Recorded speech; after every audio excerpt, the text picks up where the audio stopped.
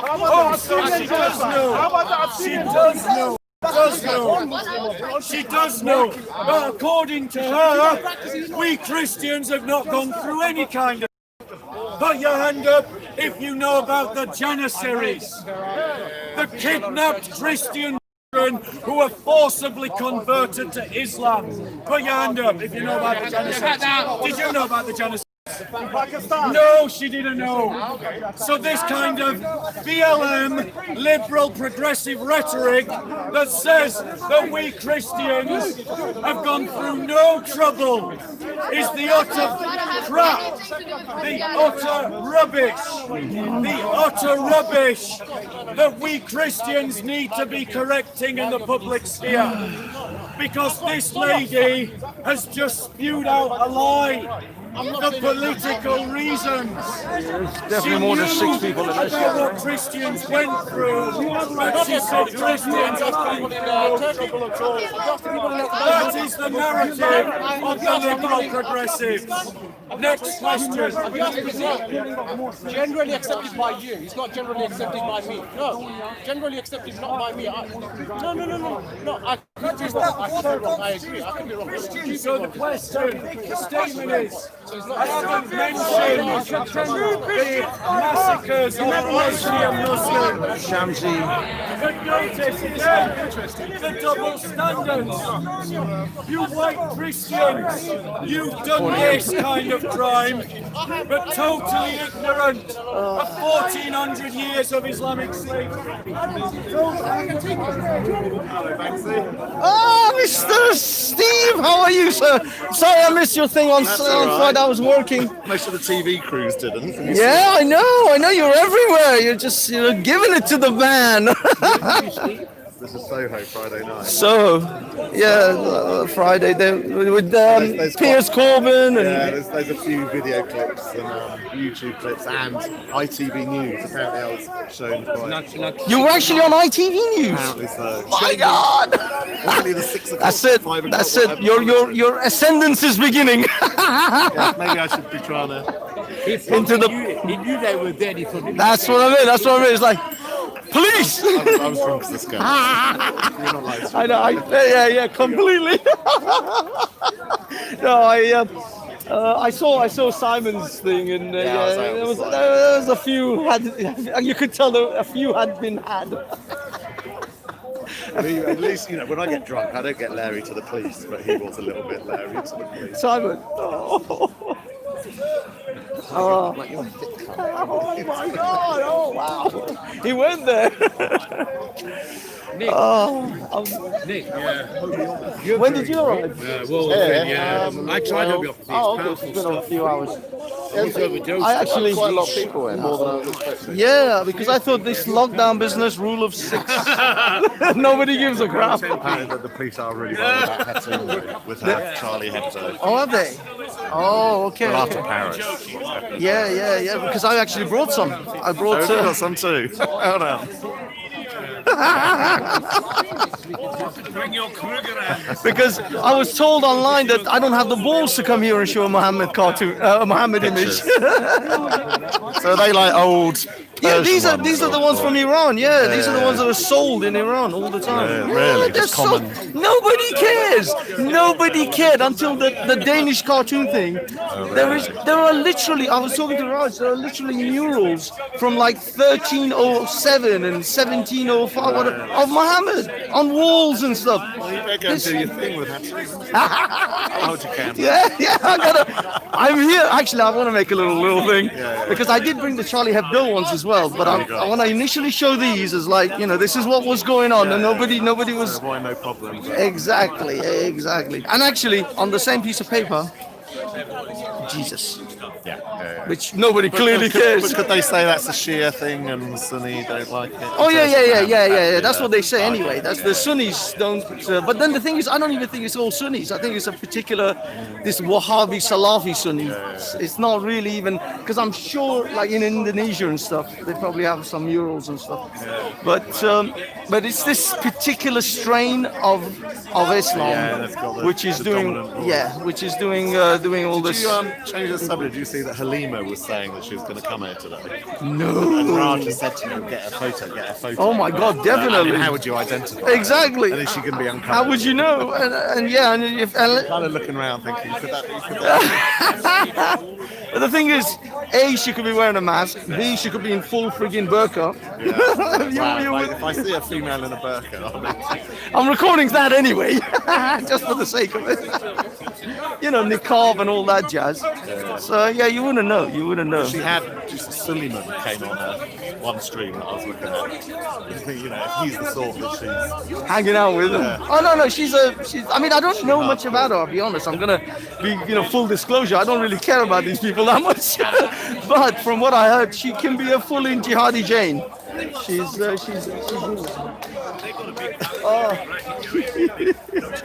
Could that be construed as prayer? Well, that's another thing she was talking about. They were talking about doing a prayer. Yeah, I responded to Jordan M's, why is there a problem praying in the park? Because and you were here on the time when they did it. They took when up hijab did that whole... Oh, when it was big. Yeah, when they took that whole area. It was 100+ people. That's what I'm saying. I'm saying... That's the reason why this whole thing began. It didn't begin because there was a couple of people praying. Exactly, it's not rocket science. I literally, as I was coming down, there was a guy over there, way back there, next to a tree, praying. Doing his prayer. Nobody cares. To be honest, even if there's like 10 doing it over there, look at this. Look at this whole fucking place. Okay, for those of you who watched my stream about this prayer thing, this is what I'm talking about. All that space, but no, they have to do it right here. This is the only area available. Right in the middle of speaking. And this is why I'm saying it's not about prayer. It's a political statement. But and they were stopped. Yeah, exactly. You started this crap, and then people pushed back, and now you're complaining. Why are they pushing back? Because you started the shit. Don't start nothing. It won't be nothing.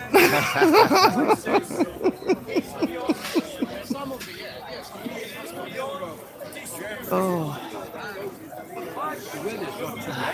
Not bad. Someone was telling me it's going to be 18 by Wednesday. What, the weather?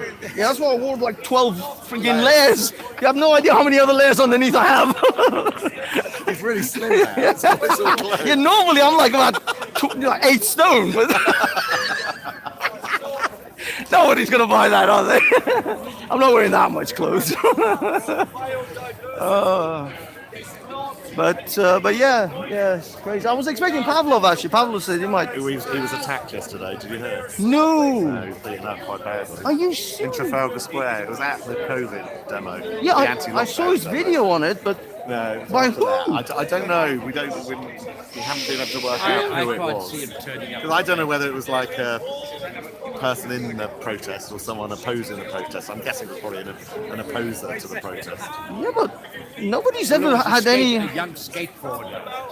We know it, and we know he's a decent bloke, but... No, but what I mean is in these anti-lockdown protests, there's never been really any violence. No, only from the police. Yeah, the police are the only thugs in that environment. Apparently it was a skateboarder that punched him. Damn. Apparently, so John saw it after it happened. Oh, you did? Yeah, immediately after. And he was like, in a bad way. Really? Bleeding and... Yeah, and the police medics were Oh my God. Poor lad. looking in his hair. Bloody hell. I had no idea. Because I saw a little video he posted about the protests. And that's it. That's all I saw. I had no other words. I got to get in touch with him. Pablo, if you're listening, get in touch. But yeah, I had no idea. Poor lad. I was expecting Ralph here actually. Some of his minions there. Yeah, James or Jason or James, the guy with the monocle. I think he's 2 bob short of a threepence or something, whatever they call it. Sunglass monocle. Yeah, pork chop short of the picnic. there you go. Pork chops. Pork chop short of a picnic. Yes, yeah. The Muslims. Boom. What is that flag? I don't know what that flag is. Actually, I don't know exactly. Is that? It's not Mexico, is it? I thought it was Mexico. Oh, it is. Is this the Mexico? Sorry, is it Mexican? Mexico. Yeah. We thought it was Mexico. Yeah, Mexico. Try and impress the Mexican girl. I think I've slept with my last woman. Welcome to Fake News, Speaker's Corner style. We'll talk about He's political situation. He's already advertising the merchandising. Shill the merchant. So there's a lot happening in the world today, and I'm going to be a little bit in your face until you need to maybe keep up with what's really going on politically, socially, and how we are doing. Those of us who are in the know in what we know, and even if you don't know, what's the point of coming to Speaker's Corner and hearing something you know or you're sure of? Just reinforces what you believe or what you think you know. As I've learnt in my life, I was a big head when I was a little boy. Wanted to leave public school by the time I was 15, hated it. Saw it was a mind control thing, having to learn about Palmerston and the Disraeli's government and the Irish question. They were trying to sort that out in 1880. But ladies and gentlemen, it was John Major who really got the peace process going from this island to bring into line all those angry Irish Protestants. And as a Republican, of course, I have no problem with the disunited kingdom disuniting. Monarchy is better than Republican or democracy. No problem whatsoever. And maybe one of the consequences, inadvertent by the right-wingers in this country. And of course I vote Brexit. We've got our country back. Much worse than a right winger. I'm an imperialist. They may have set in motion the breakup of the UK. Given that it was put together in the 18th century, it may be time. America, of course, is a republic. What I like about the United States of America. This is why America's failing. It should have been a monarchy when it got independence, if it should have got independence. He's a part-time speaker. He's the proof that human beings will not progress if you stick rigidly to the middle-class diarrhea. Because I was there in 1974, listening to that shit at the private school I just mentioned, and within 2 years, from being a right-wing conservative in 1975, I became a left-wing socialist in 1977. And he says I'm digressing. But I never voted, I never supported that warmongering, lying Christian, that man of death, Tony, I'm the saviour of the UK Blair. Shame on you working-class scum for voting New Labour. Yeah, Shame on you! Shame on you. Supporting Blair's Christian war on the sovereign Republic of Iraq. He was working for Israel, though, wasn't he? Of course, they all do. Oh, he's on about Israel. So petty. So petty, you know so little. I used to work for a Jewish lawyer, and it was revealed some years ago. And that So paedophile much about Jewish petty MP. things. And I met an English Jew. We talked in the local cafe, and I pick up a lot by the grapevine. And he said, and I quote, "It's well known in the Jewish community in Britain that he was a child molester. But let me tell you about the British establishment, well represented by the police. They protect their own. No matter how much shit hits the fan, you buy it, you gobble it up. So I have no problems. They protected Lord Greville Yeah, from he's got prosecution. no problem. He's the Senior man. police officers. He's the man I used to work for. I wrote him criticising the apartheid regime, but never once did he reply to anything. Apartheid was Not least because necessary. I'm sure a lot of Jews made money out of apartheid. Exactly. Israel was the main supporter of apartheid. Thank you. Well said. Those of us who are a little older know how apartheid South Africa and Israel collaborated on nuclear The warheads. Bantus migrated. How little you know how the world is run. Tell him about the Oppenheimers and Rothschilds cartel. The Bantus massacred the Bushmen. Here we We're causing genocide right now. Protect the white farmers in South Africa. Hail Caesar! Hail Caesar. I'll be back next week representing the winner of the American election, whoever he is. You don't even know. Hail Trump. But we're allowed to debate, but there's a difference in debating and arguing. Oh, really? And I'll remind you, Jews, Christians and Muslims, if you are believing to the letter your religions, you should take no part in democracy. Democracy came from the Greeks in the year 322, when Demosthenes argued against the Greek ruling classes, and he himself was one of the ruling classes. Democracy is a disaster. That's why you vote Conservative. I don't vote Conservative. I'm starting my own political party. Why, if you're religious, shouldn't you be voting? You don't have the right to vote, you're saying. It's a choice to vote, isn't it? But you're saying you don't have a right to vote if you're religious. Well, I'm saying if you're truly a Jew, Christian or Muslim, That's fake Jewish names. there's no free speech in the holy books. Worshipping pure materialism. There's no request, there's no demand that you should become an individual. You're just there to fill the coffers of the people that run these organised religions. I don't see how it's unrelated to not voting or voting. Well, given that our country, as the great Tony Benn used to say countless times, is a medieval democracy, and he's right, of course. The House of Lords, unelected. Church of England, You're broadening the theme. Catholicism with a softer face. Religion and voting, the right to vote. You're Privatise saying the BBC as well. if you're religious, Anyway, I will let you, the people, argue while I rule the world. Why do you abolish Exactly. We love you, Nick. That's Man. We awfully love you. capitalist, though, isn't it? If I we know you mean privatise the BBC. In a straight way. Why have you got a fake? Exactly. Why have you got a fake plug on there? Fake news. 1911 was when the Drink it up. reform of the High Court. 1911. I bought it in Wimbledon about a year ago. Oh, great. Finish And I thought, now's the time to look. God bless Donald Trump and America's bullshit. What I like about Trump, he's speaking from the heart. He's a pussy grabber. He hasn't got some arsehole. He's a Immediately grabbing, writing his lines for him. He's had the decent time in America. We speak into these questions from a Christian narrative. The abortionists and the euthanasianists are the only ones that are going to be offering an answer.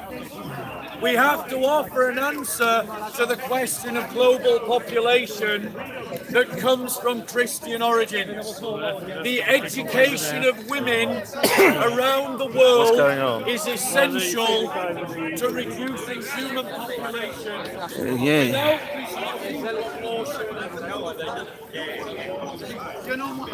Okay. Let us see. Ah.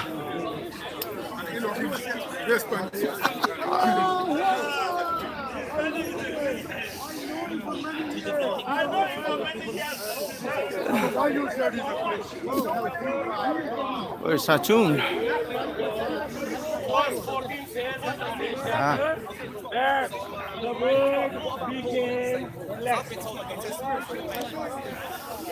Ah. This is the Hatun corner.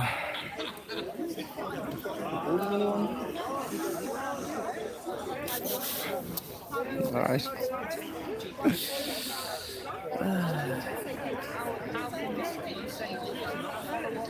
Can't really hear a thing. All right.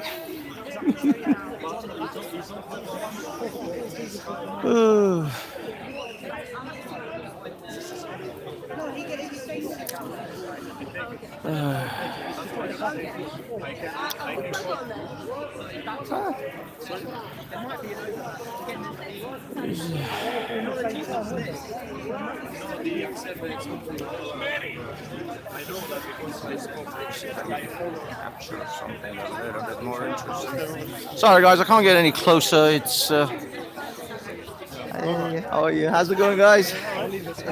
Elbow bump thing. I know. Shouldn't these be hibernating or whatever they do? I think it's your coffee. I don't know what it is, but it's yeah. Look, it's constantly coming back. And he's back. No, he's gone.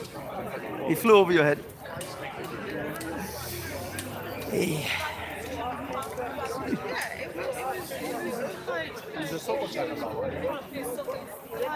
And this one? Hello, Miss Hatun. How are you? You still causing problems? Why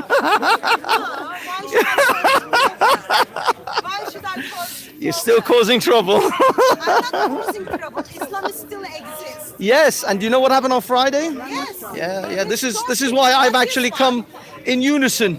I may not be as hardcore as you, but I'll still hold up something. No, that's Muhammad. Okay, It's with the book. Oh. Ali's the one with the sword. Okay. He's the one with the book.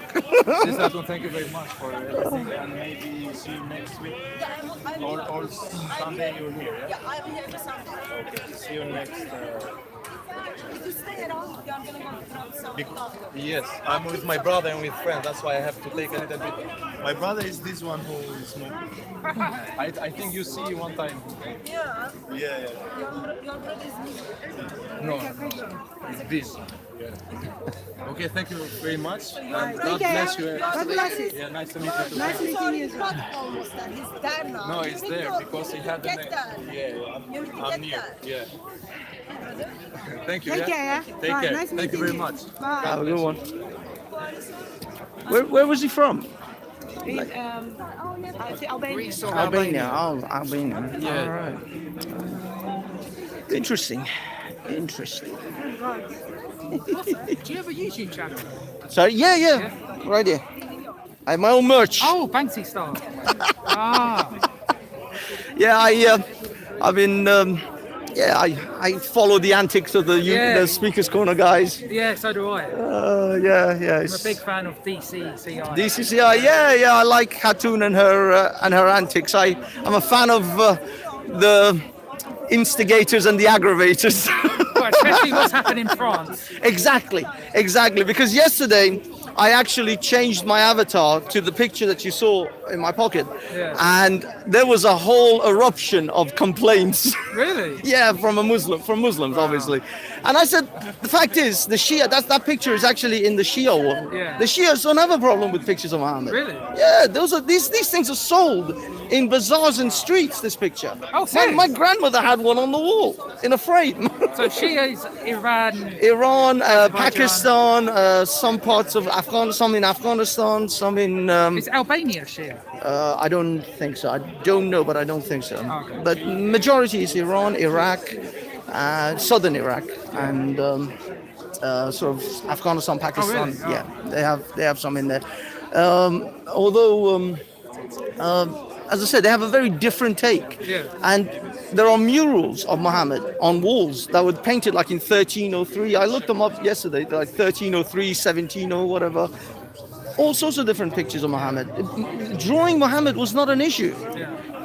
I think Muslims, first of all, it's a Wahhabi thing about you can't draw Muhammad at all. That whole prohibition is a Wahhabi, Salafi type idea. I don't think it's within the Muslim world. But these ones in particular, of course, they're going to get mad. I mean, these are now satirical.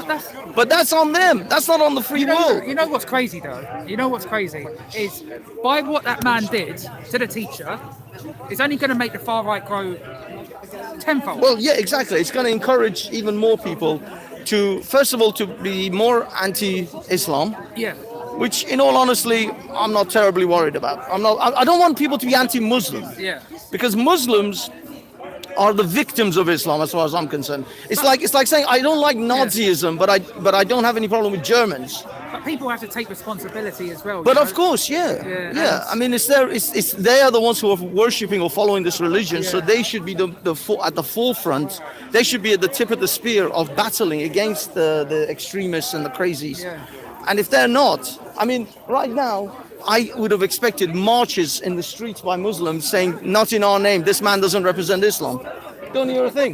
Don't hear a That's thing. always been the Not case. even. I don't even know if one Dawa team in this park is even going to address the killing on Friday. And that's shame on them. Yeah. Well, that's what I mean. When they react this way, when they behave this way, what do you think the non-Muslim world is going to think? No, I They're going to agree. think Muslims don't have a problem with this. Yeah, and it's wrong. Exactly. It's a double standard. Yeah, absolutely. Back to when the Christchurch mosque shooting happened, which is very much an exception in terms of what generally happens in the world. And the following Sunday, the Muslims here at Speaker's Corner up in arms, coming to Saying the Christians, talking to the Christians about getting them to condemn it, when the person who actually carried out the killing wasn't a Christian. Didn't even identify as a Christian. They were making tenuous connections to the things Christian he faith. claimed to have been inspired by. I know. And yet they wanted to blame Christians for Yeah, it. and but not only that, the reaction of this vicious outrage of, oh my God, but no outrage today about Friday. Not a word. Look at this. Look at this. It's like quiet as a church mouse around here with the Muslims when it comes to Friday's issue. It's a double standard. Well, as simple as it's that. not the double standard. I don't give a crap about Muslims being hypocritical. I know Muslims who I go doing tequila shots with, and then they fast for a month during Ramadan. Hypocrisy runs right across the Muslim world. I'm not worried about Muslim hypocrisy. I'm saying to the Muslim world, because unfortunately I'm from the Middle East, my name, my heritage labels me as Muslim whether I like it or not. If you don't mind me asking, what part of the Middle East? I'm from Iran. Iran? Oh, like Elvis? I don't know Elvis. You know Elvis, the guy with glasses? Oh, no, I don't. Okay, well, he's Iranian. Okay, I mean, That's is that cool. the guy in the brown jacket over Yeah. there? he's actually, he's Iranian citizen, but he's Armenian. Armenian. He's Oh, he's an Armenian. Iranian. Okay, so, okay, yeah. I mean, So Iranians, we have he's not- Armenians, we have Turks, he's not we have Persian. Arab, okay. But I mean, Iran is quite a diverse country anyway. We have Lors and Baluch and... Didn't you have a crazy leader called Ahmadinejad? he was the president, Prime Minister, sorry, Ahmadinejad, Yeah, Ahmadinejad. Controversial. Yeah, I mean, he held like a Holocaust denial conference in Iran. So, he was. He's a nut job. But to be honest with you, most of Iran, because... Where did I see this survey just today, a headline about most Iranians no longer identify as Muslim? Yeah, 42%, I think 42 to 45%, they don't identify as Muslim anymore. Serious? Yeah, Oh, yeah. that's Even under the persecution, under the banner of death, because apostasy is dealt with the death penalty, even in Iran, especially in Iran. Wow. And even under that banner, they still don't identify as a Muslim anymore. Even if they don't identify as another religion. I don't know too much about that part of the world, but isn't Persians and Arabs, they're not exactly... Oh, no, we've been in conflict for like Yeah. 1400 years. Yeah. It's literally from the time when the Arabs invaded and, conquered Persia. What was it? Or the Sassanid dynasty, really. Sorry, can I get that? Awesome. Oh, wow, that's cool. This is 25th August. Says, according to a new poll, 4 decades after the establishment of the Islamic regime, only 32% of the population consider themselves Shia Muslim. Wow. I mean, I had a number in the 40s from another source, but that might be different metrics or whatever. But 32 exactly. I mean, even 32 is still huge. Now, the problem is, I don't know, is this from the Iranian diaspora or is it in Iran itself? This is something I've only spotted today, so I've not looked into Yeah, it any further. yeah. There's a group for analysing and measuring attitudes in Iran. Yeah, this is in Iran. So, there's... Because after 43, 42 years of Islamic dominance, Iranians don't want Islam What anymore. was before Islam? 37% alcohol regularly or occasionally. There you go. And that's, by the way, drinking alcohol is illegal in Iran as well. It's punishable by like... 58% don't believe in the hijab. There you go. Yeah, because in Iran, drinking alcohol is punishable by whipping. One of my cousins was caught. I was very young, I was a child, but he was 17, 18, and he got caught in a party. They whipped him 80 times. That poor boy couldn't sleep on his back for months because of it was horrible. But yeah, that's what they do. And that's why Iranians don't want Islam anymore, because they associate all of these cruelties with Islam. Before that, Iran was a kingdom. It was the Shah. And it was a secular society. It was kind of like Saddam Hussein's dictatorship, though. It wasn't like a secular democracy. It was a kingdom, and kind of like Saddam Hussein, but it was at least secular. At least it was, it was under the off the yoke of Islam. Yeah. But there were tradition. I mean, Iranians have always been Muslim because they've been Muslim since they got conquered, like back in, I don't know, the 7th century. So they don't have they don't really want to. I find that when I debate with my uncles and my family members, they're not religious, but they don't want to give up God. Yeah. They still want to hold on to God. And for me, I don't have a problem with giving up God. So I don't care about holding on to God. But I'm hoping that they would at least choose a different God. I'm not saying Christians. I'm not here to evangelize for you guys. But maybe Buddhists, Sikh, Hindu, I don't care. Yeah. Just pick anyone apart from Allah. Apart from Islam. There is a growing church in Iran I know there's been a lot of persecutions and... Oh, there's persecutions of the Baha'is, of the Zoroastrians, of the Christians. Even though the Christians and the Jews get a slight pass compared to the Baha'is. Yeah, but I think what it is that the ethnicities that are expected to be Christian are tolerated doing services in their own languages. It's when they flip over into doing Persian, or they have Persian converts. Well, the point, that's it, because they're not supposed to. They can't evangelize. Yes. And if anyone joins the church, even uninvited, then that's also The persecution comes at the point of when they want to bring other new converts or new, Christians into the church. Forgive me, but what is the Baha'i religion? Because I've heard that quite a few times. The Baha'i religion came at around 250-ish years ago. Yeah. From what I understand, because I just have Baha'i friends, this is what to me, it's like the most insane thing. At the time when Baha'i religion came about, the Christians in America were separating church from state. Okay, yeah. They were like separating God, and in the Middle East, another one came about. Now, the Baha'is are very much in line. They have a huge parallel with Jesus. Really? Because there was a guy called the Bab who predicted the coming of the Baha'i, which is kind of like John the Baptist, who claimed that there will be the Messiah that will come.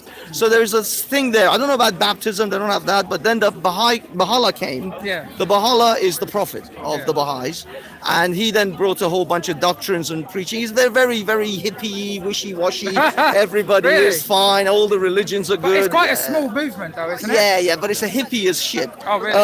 And if you read that text, they love everyone, everybody is happy, every religion is the same. Not very substantial and not... Well, no, it is substantial if you actually look at it, but it takes a huge amount from kind of that Buddhist, Hindu type of love each other, hippy-dippy kind of philosophy. So it takes a huge amount from that. But it does have... The Baha'is were persecuted in the wake of the revolution. I remember reading... the you've heard of Azar Nafisi, who wrote Reading Lolita in Tehran, and then the things I've been silent about.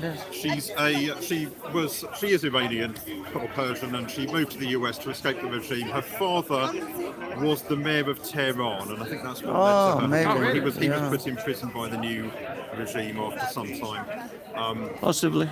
But I mean... one of the things I remember her writing about in her book was that all the Baha'i graveyards had been closed. One of them had been converted into a public toilet just to show what they thought of them. And they were literally at one point driving around with the body of a deceased Baha'i in the car, trying to find somewhere to take it. This is what maybe. I wouldn't. I mean, as I said, they are hugely, because the Baha'u'llah literally emerged in the middle of a Shiite Islamic Iran. And Islam says, and by the way, the Baha'is believe that after Muhammad, the Baha'u'llah came. So, like, everything you would possibly want to imagine to get persecuted and killed in a Muslim country, they did. That guy's brave, isn't it? Well, he's got all that muscle to keep him warm. One of the instructive things, if you read about the Iranian Revolution, is people like Azar Nafisi, who wrote these books, who was very much against the Shah and wanted the Shah overthrown, and inadvertently supported the revolution, and then very much regretted it. Loads of people. Because there were different elements in the revolution, or at least leading up to it. It wasn't simply a Shia Islamist revolution. Oh, no. There was an element of people who there were wanted communists, to socialists, there were Republicans, capitalists, all sorts of groups came in, thinking that they will be the one who will have the final vote, especially the communists. The minute the Islamists hijacked it and then Khomeini came, literally within weeks they lined up all the communists and shot them. So that's a message to you, Black Lives Matter socialist types. Have I been bitten? Have I been bitten? No, but there is a little tiny red mark. Is there? Just there. Yeah. Feels like It's like a little tiny pin red mark. I don't know. But but these socialist communist lots, they think that when a dominant force takes over, that they're going to be the ones who are going to be like, no, the first thing the dominant force does is to line you guys up and shoot you. And even if it is socialism that takes over, it won't be the lackeys on the streets who are suddenly going to find themselves making a difference. It ends up there's just a different elite. Exactly. You're suffering in the same way. China, Soviet Union, friggin' North Venezuela, North Korea. Where do you think there's a pattern emerging, people? That's the problem. These guys, they actually think that, oh no, once we're in power, that's when everything's going to get great. It's like, no. It's always important to be motivated by the positive rather than the negative. Yeah, we criticise other beliefs, but your motivation has to be what you want rather than what you don't want. Because if you take the attitude of simply trying to destroy something else without putting something in its place, then exactly. you don't. Anything might come out of that. Well, that's exactly what happens when a country goes through a revolution. There's a period of chaos, and then that moment, that little space that's allowed, that chaos creates, allows for any group to dominate and hijack it. And that's exactly what happened with Iran. There was no law and order, literally no police. The police were divided amongst the Shah supporters and the people supporters. So the police fell apart, the army fell apart, everything started to the whole infrastructure. Imagine if there were no police here. These people would be eating each other.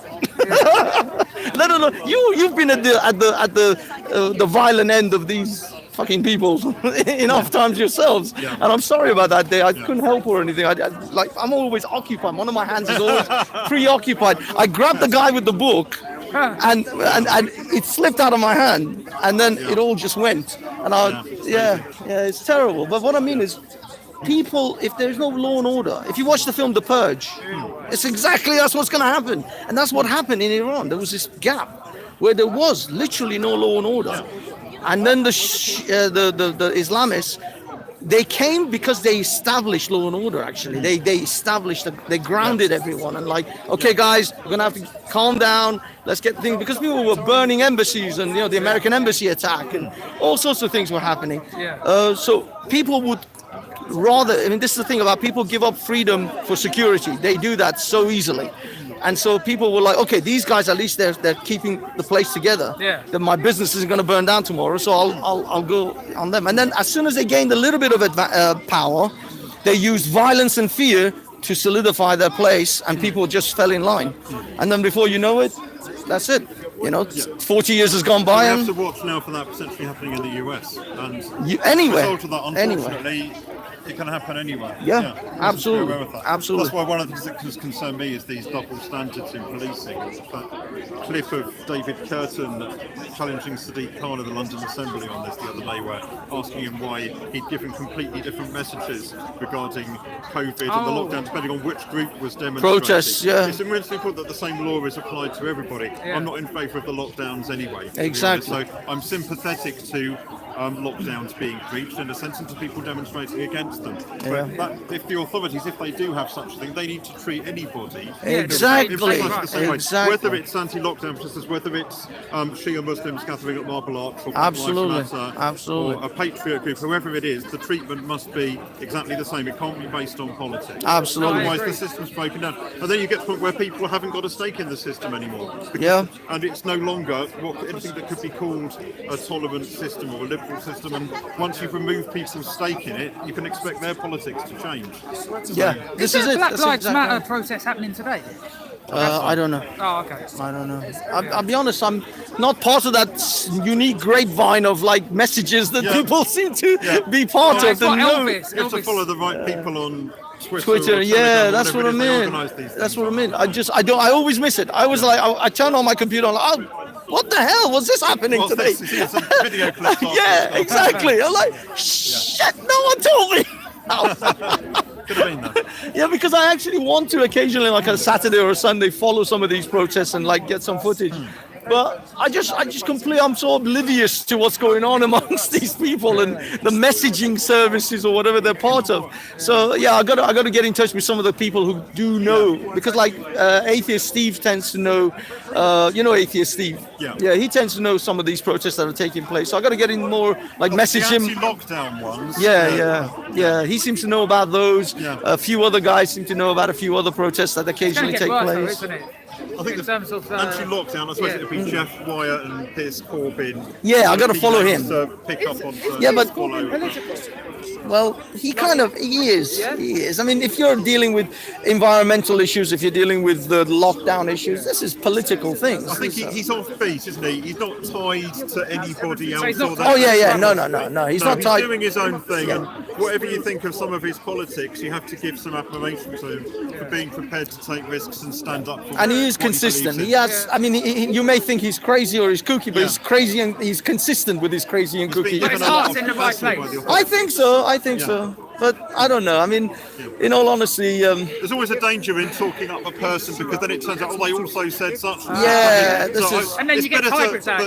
No. I mean, I'm never an all-in guy. Stick with the issues. Exactly. I don't follow anyone in the sense. I might follow them on social media. That means I have a look to see what they're saying. Some people I agree with more than others, but in the end, if I disagree, I'll just always. Yeah. I mean, there's no one I would agree with everything that they say except myself. And I'll change my mind on that sometimes. So.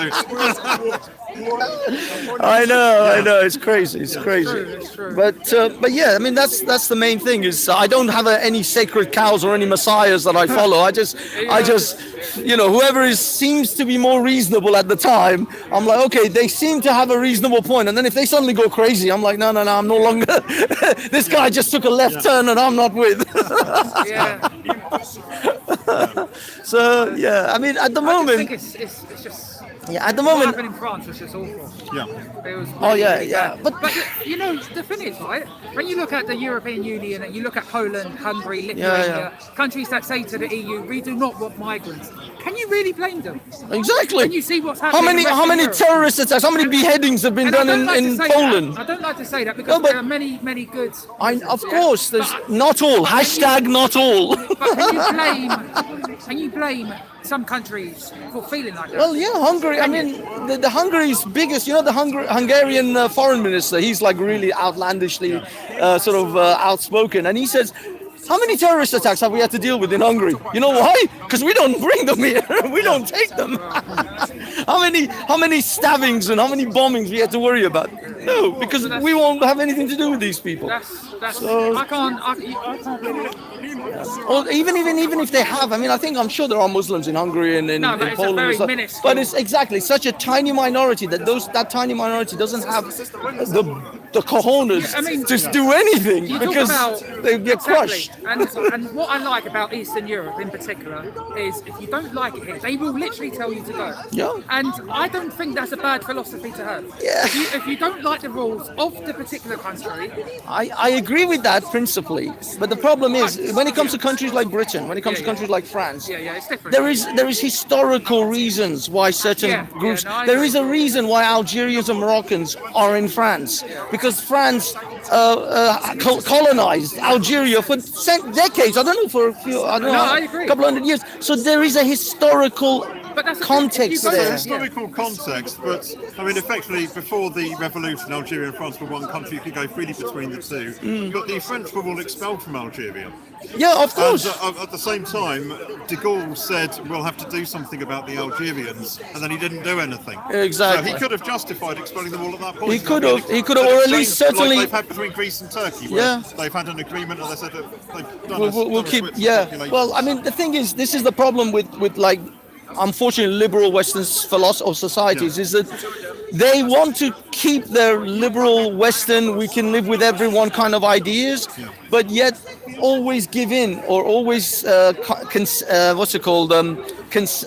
concession, concede to the bullies and the strong arm people. So when Algeria deports all French, the French are like, well, yeah, but we can all live together. So they'll keep the very people that deported their own people.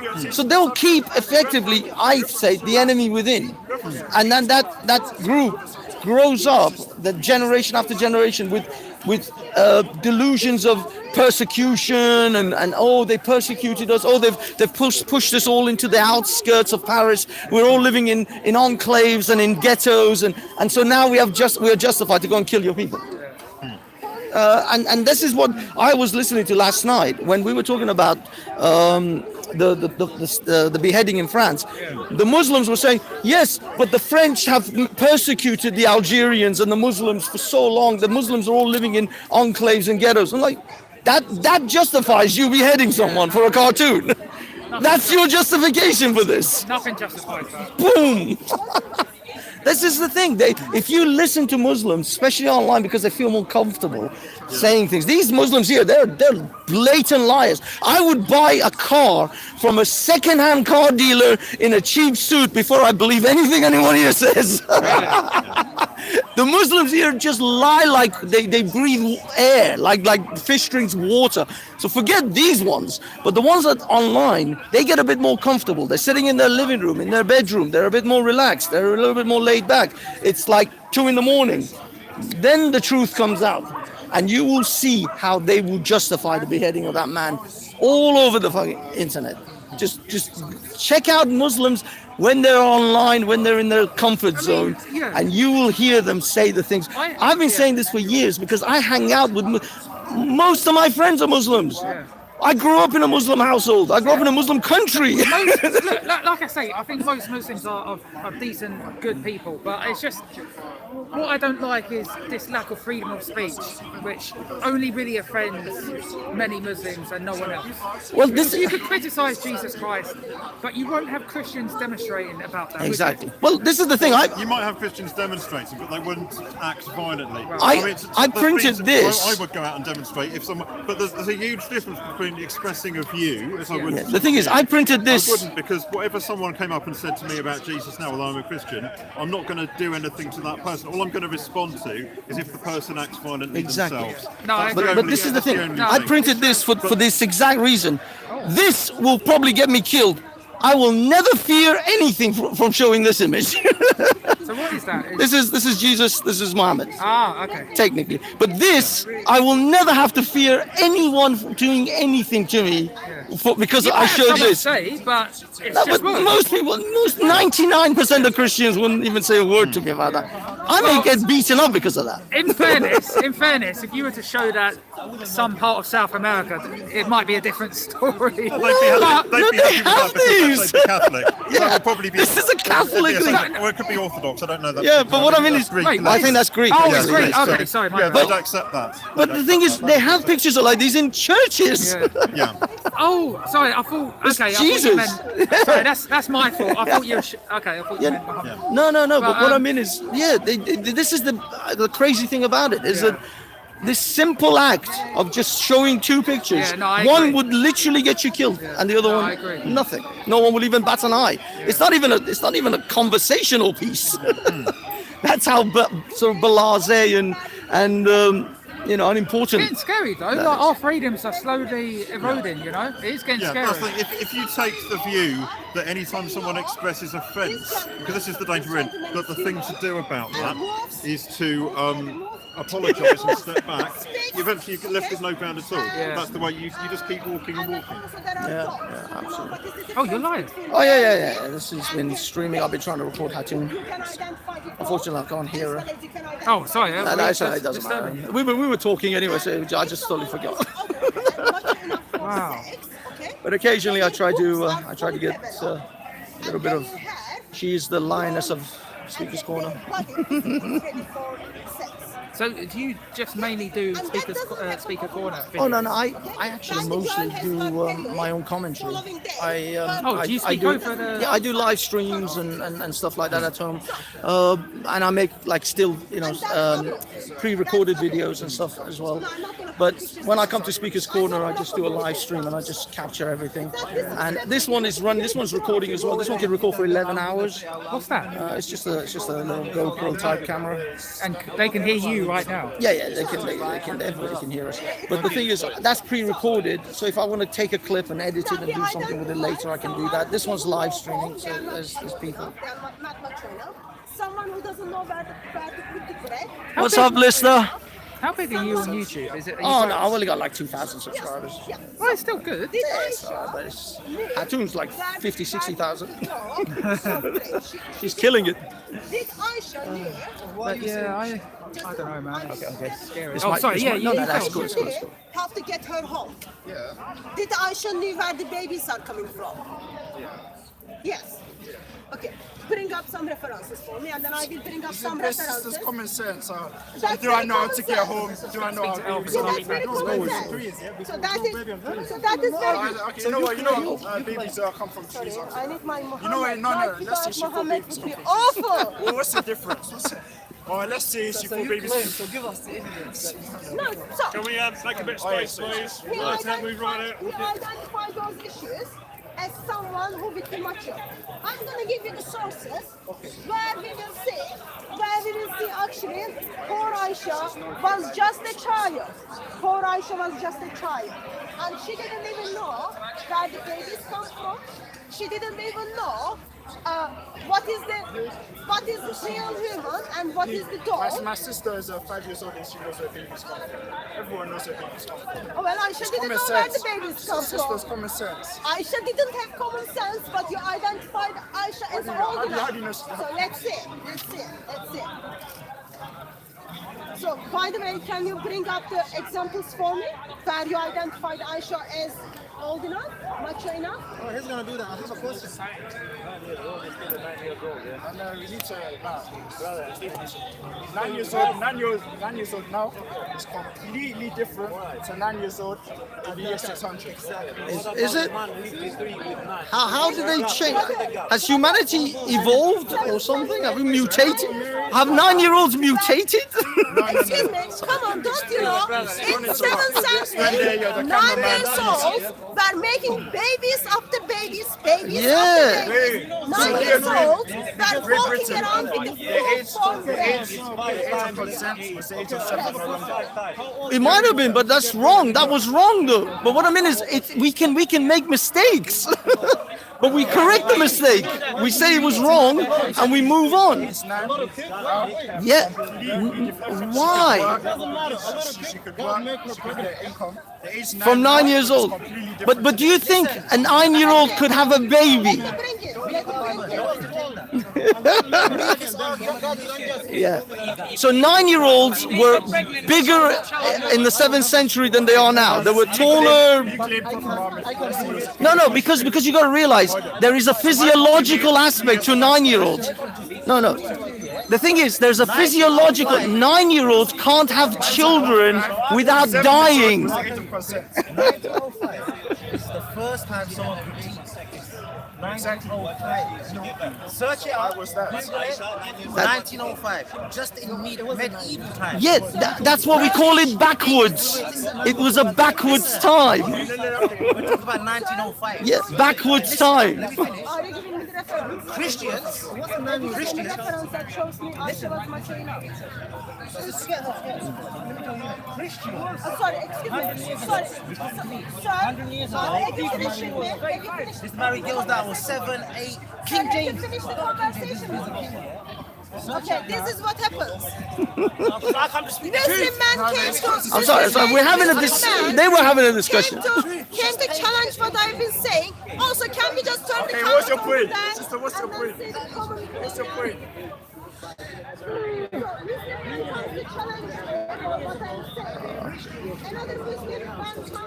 Another communal prayer at Speaker's Corner.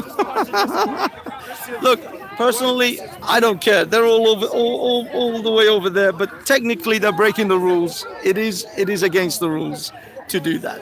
Technically, that's what it is. I'm not gonna exactly. I'm not one to scream and shout, but that is not right. It's against the rules. That's all I'm saying. But nevertheless, that's what happens because Muslims wish. Look, again, I don't care. I mean, look at all this space. They're not at Speaker's Corner. They're not occupying the space. But it's interesting how there's a police van over there and a private vehicle, which is probably police owned. And By the way, no police around here. Even Sergeant Barnes or whatever has taken his. How old is Mary? Yes. It does. Age of Mary is better. While according Then why do you care about Aisha? So why do you care about Aisha? It's the best example.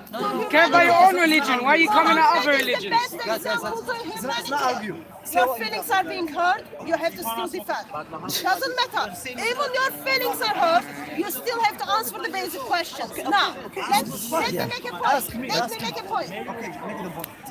Muslims are coming back to me with the age of Mary. Mary is not my best example. My God, out of His grace, choose Mary out of billion women and then made her to give birth as a virgin to Lord Jesus Christ. She was 9 years old and she was mature. She was chosen among the women. Was she not 9 years old and she was mature? So, and Mary is not the example today I am told to follow. I follow example of Lord Jesus Christ. So you believe that was wrong? So you believe that was wrong? Wait, so you believe that was wrong? I don't know the age of Mary. So you believe that was wrong? I don't know age of Mary. Yeah. Bible doesn't give me the age of Mary. Does Bible give you the age of Mary? No. Whereabouts? In which chapter? Let me show the lying faces to us. So why do you lie? Why do you lie? Why? Because you lied and you don't want people to know that you lied? Bible doesn't say. I read the Bible. I read the Bible quite often.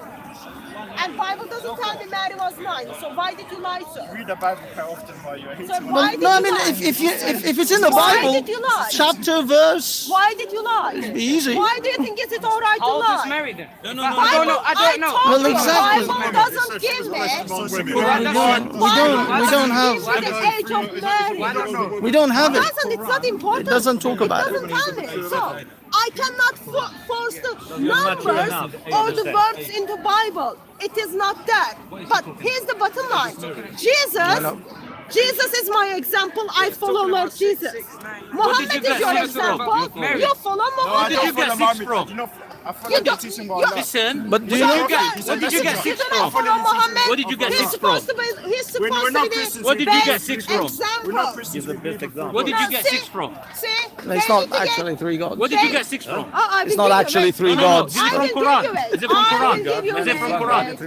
Show me in the Quran what it says 6. Exactly. Now Muslims can't defend what they from Aisha. She said the To Bible. be honest with you, I don't believe either one. So neither one makes sense to me. What did you get 6 from? I am sorry, your brothers think you don't have a brain to unpack yourself. Finish. What we was talking about the reference, okay? You said you got the reference. So, claim was made, okay? She was macho enough, and then we said someone is not macho enough if they don't know how to get home, if they don't know where to put the bread dough, if they don't know if this person is real or doll. Those were some of the criteria. Can I get your full ears? No. Okay, so now listen to the references. Sahih Bukhari 348 829. No, by Allah, who has sent you the truth, I have never seen in her anything faulty. It's talking about Aisha, except that she is a girl of immature age who sometimes when she was married. sleeps and leaves the door for the God to come and eat. That makes sense how the Quran God comes and then eats the Quran, because God is in the habit, goes to the Aisha's house and then eats the dough. Now thinks, oh, this is the word of Allah, might be dough, and then it's it. That's the first reference. Sahih Bukhari 3 48 829. Second reference. So according to this reference, she's already identified she's not macho enough. Okay, your brother was a liar. When she was married. So, second when one. she was married, that's why the Prophet Second one. peace be upon him, didn't consummate her. Second reference. Second reference. Okay. No reply.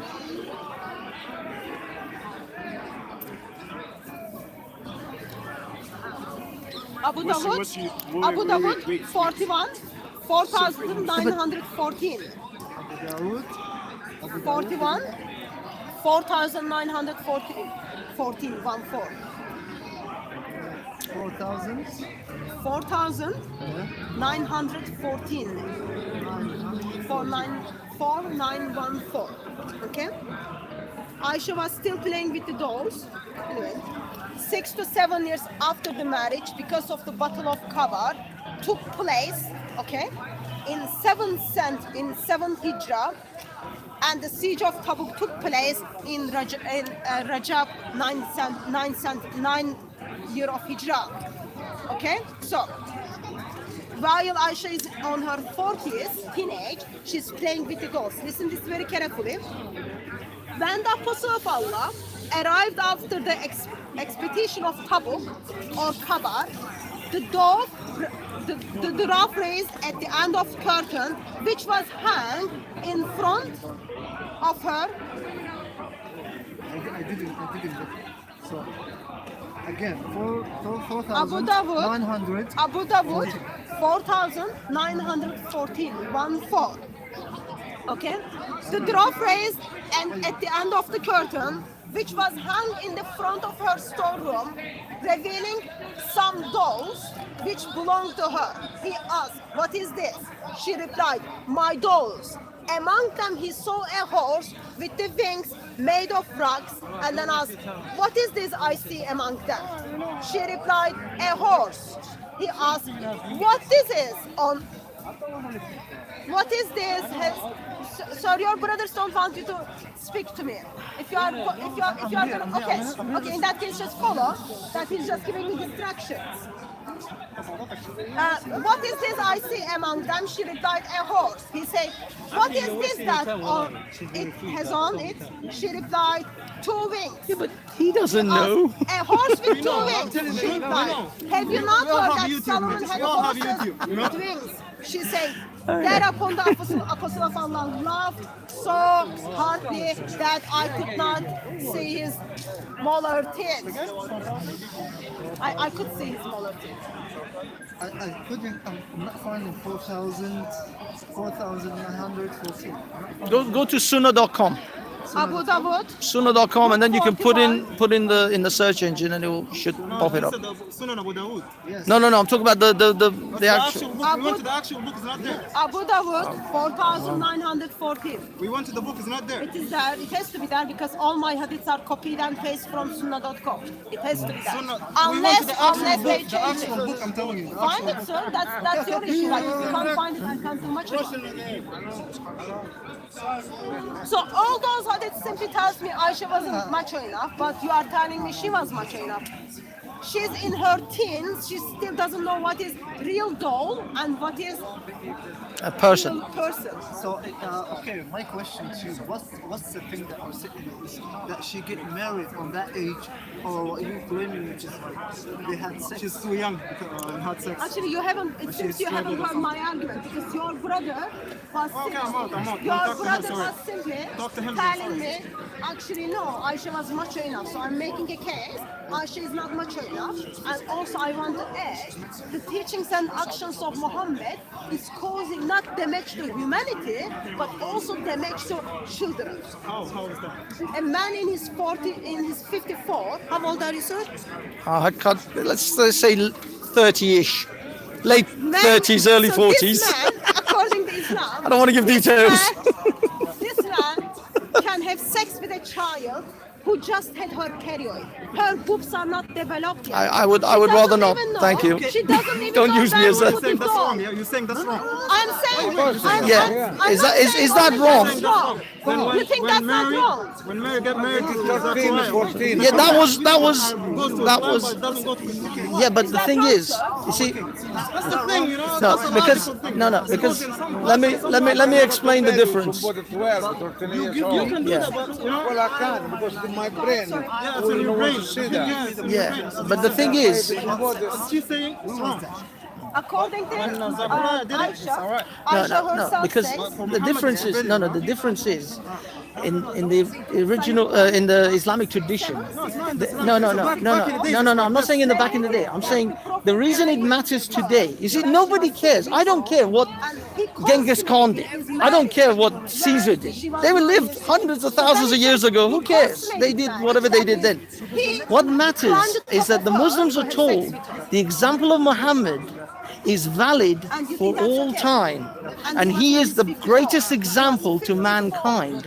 So Muslims are marrying 9-year-olds today in Pakistan, in Afghanistan. I can take you, I've got videos of weddings. I've got videos of weddings of an 9-year-old girl getting married to a 25-year-old man.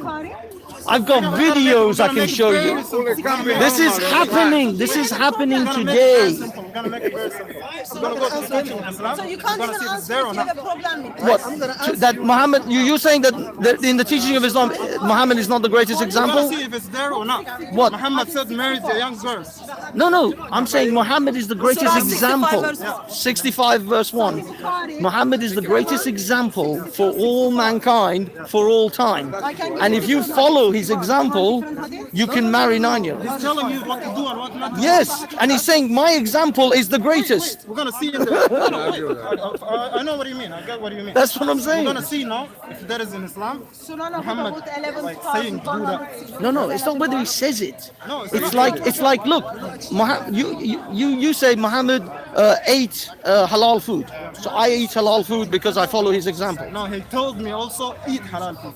Did he? But what I mean is though, if he said everything he said, Muhammad went to a war. But do you only do the things? Go around and kill people and go to war. According to Quran, yes. According to Quran, yeah. Yeah, but according to Quran, if someone attacks you, you should still do the same thing. Yeah, but again, but that's what I'm trying to tell you. Is right now in the circumstances of Pakistan. But it's happening today. It's happening right now. I can show you videos. You want me to show you videos? It's happening today. Of course it does, because it's the example of Muhammad. If you tell a Muslim, don't marry 9-year-olds. You know, in Pakistan they try to bring in an age of consent. They try to bring in an age of marriage. The Muslims were the ones that were protesting in the streets, and the mullahs were the ones telling the government, this is wrong. You should not bring an age. There is no age of consent in Islam. You're saying it. No. Surah 65 verse 4. No. Muslims were complaining because they said this is the example of the Prophet is that we can marry at any age up until 9. They were using the justification of Islam. What you're saying is, brother. No, they were using the. Sorry. What you're saying is, this Muslim, let's say I'm Muslim. Yeah. If I did something wrong, you're gonna take it right away to Islam? No, what you do is. Maybe I understand wrong. Yeah. Maybe there is a misunderstanding, as you said, or something. Sure. Or maybe this is the real teaching. Yeah? Yes. That's But what I'm trying to tell you. These people understood. Yeah, no. What I'm trying to tell you is that there are certain scenarios where I will use justifications for my action. If I cross the road, I say, well, this is a traffic light and the cars are stopped and the law says now I can cross the road. That's my justification.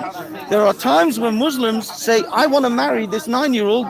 He was betrothed to me. And the man is 30. Why he's saying that? Why he's saying that? Yeah, he's no. Yeah, he wants it, him, but because of the but then he says, and if anyone objects and says, why you're not allowed to marry this 9-year-old, he says, Prophet Muhammad did it. His justification is he did it, and he's the No, but what I mean is, this is the thing. If someone wants to, they have that justification. They can say, look, he did it. He's the greatest example. You can tell him that's wrong. No, I know we can tell him, but listen to me. But listen to me. Who is more greater, me or Muhammad?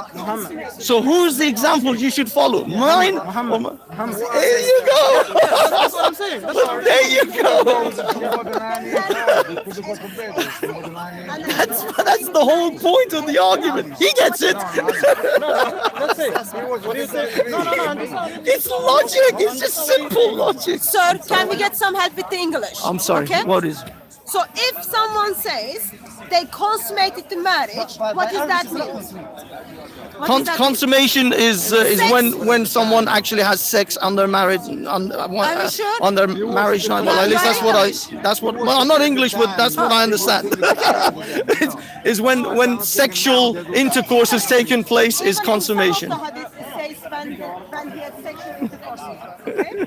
So it is the time like he married with her when she was 6. Okay?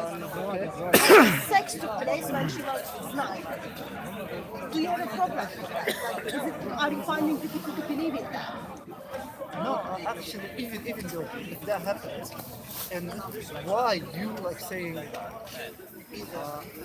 this is a problem? Why? Okay, so you don't see that as a problem. Why not? Why okay, so you don't see that as a problem. Yeah, why is a problem? So, if you don't see that as a problem, I think that is already a big problem. You don't see that's a problem. This gentleman to climb the top of a child who is only 9 years old. And that child, let me finish, and that child is playing with the dolls. That child doesn't know where to put the doll. That child thinks dolls are the real beings. She's just a child. She doesn't know what is reality. And man climbs top of her to put his private part into her. It is not acceptable. And it's not only that, like Mohammed, you're perfect pattern. If I'm more concerned, you kind of don't even see that's a problem. And you do have that verse implied in Surah 65 verse 4 that you can divorce those who are yet to reach their period. For you to divorce them, you are having sex with them. You see how bad it is? Like this gentleman in his 40s is climbing top of a child, having sex with her, and then divorcing her. That's like so bad. Like biological damage. Biological damage on her body, let alone there is morality is absolutely wrong. And I am psychological damage as well. Yeah, children. I'm so much like confused. You mentioned something that I like. You said psychological is damaged. Do you think that Aisha get affected after what happened? Well, no, it's not that whether she did or she didn't. We don't know because she lived thousands of years ago. But what we know now is that we believe that Aisha was one of the best sources. I know. It could be fine. But what I'm saying is that at the moment, with our scientific knowledge, we can say that children who've been abused as a child have psychological problems. Okay or not? Okay. Time's different. Okay. At that time and this time, things are different. Me myself, I'm Muslim. Okay. I'm not sorry about it. I'm not sorry about it. Why are you laughing? I'm not sorry about it. Okay. Can I carry on? Yeah? Can I carry on? I'm listening. Is it serious or? Sorry, I'm listening. Don't play that game. I'm sorry. She said. I listen to you. I listen to you. Make no sense. So I'm myself. I'm a Muslim. I'm not going to marry. Hey, Mr. Steve. I'm not going to do that. Yeah, it's been good actually. Some good combos. Yeah. There's a few people. I'm the only one live streaming. That's why. No one else is. So I got monopoly. Let's unite. People calling me, messing up my live stream. Destroying humanity or whatever. Because people's cultures and everything are different. Prophet, peace be upon him. What we believe is he's a prophet of God, and whatever he I take it Pablo never showed up? No, I just was listening to a message because I'm in like a Telegram group with him, and it sounded, he just like put a voice message and it sounded in a bad way. Poor lad. Oh man, I got to talk to him. Because we were talking on, I forgot, I don't know, Thursday, Friday anyway. He said, it was Friday, I think I did a stream. Right. And he came on. No, Thursday. And he said, I'll see you on Sunday and all that. So we were going to talk, because we're thinking about starting, we are in the process of starting a new channel, co-op channel. Yeah. She didn't get damaged. He's a good lad, And, so So that was it. I must express, I am very much disappointed. What's going on in the madness over there? I think that's absolutely all right. You know the Algerians, Right. they come with flags and stuff. really? They started singing a song, Steve Barnes was singing a song. That's how it's America, isn't it? Yeah, chanting a song. And Steve Barnes stepped in and stopped. I think he might actually start clamping down on those guys who are clapping as well. Oh, well, that's the very thought that crossed my mind. What's he going to do when they arrive? Yeah, I think he might. They're He such might. a jolly too, though. Those I two know guys. they are, but unfortunately, like it's because I replied to Jordan M complaining about prayers, and he was highlighting those. But they're not praying; they're singing a song. That's clapping. But then these guys weren't praying. No. But I assume that's a COVID. You're not allowed to sing. Oh, I They were see. quite distant there. I don't know. The Let's Unite on Hackties, the guy in the black and white sort of army fatigue, furry. Oh, him. Oh, I see. I didn't. Yeah. I just see him as a dogma channel. I think it was Yeah, he's one of them. He's one of the few that live stream now. The rest of them just recording. Yeah, I noticed. Heavily edit. Yeah, exactly. This is why that I think Rax, who is by the way a supporter of wife beaters, just for the live stream. But yeah, he doesn't live stream anymore. He just pre-records so that he can be sure that he's fully edited before he goes.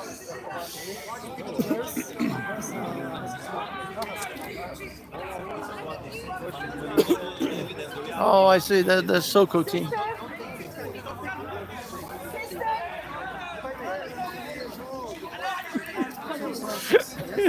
This five, verse 65.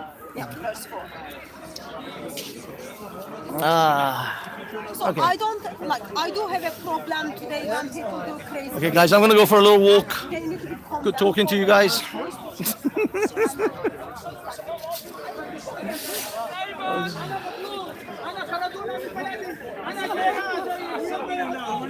What's happening? It's all Arabic. I don't understand the word. I don't understand the word they're saying. Behind closed doors. Is this veganism? Well, these are your facts, aren't they? These are happening. Sorry? These are your facts. These are things that happen. Oh yeah. But what I mean is, are you like a vegan, vegetarian Yeah, type? now all of these things are proven Oh yeah. We know. It's terrible. There we go. The proven thought animal farming website. I know. I totally agree. I'm still gonna keep on eating meat. Ooh,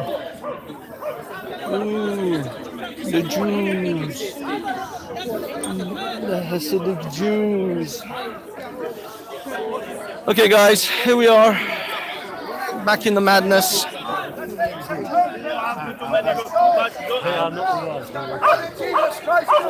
Jesus Christ shed his own blood to make atonement for your soul and my soul. Jesus Christ was willing.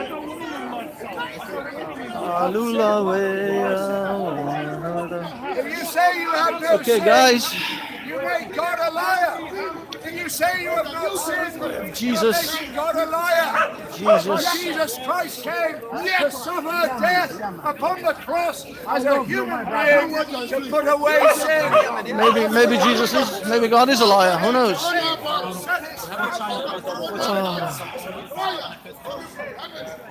I can't breathe. These stupid masks. Oh.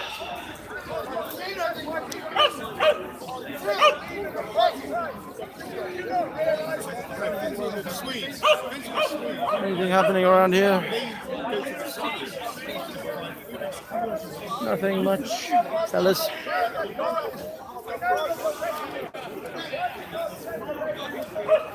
The Dawa team.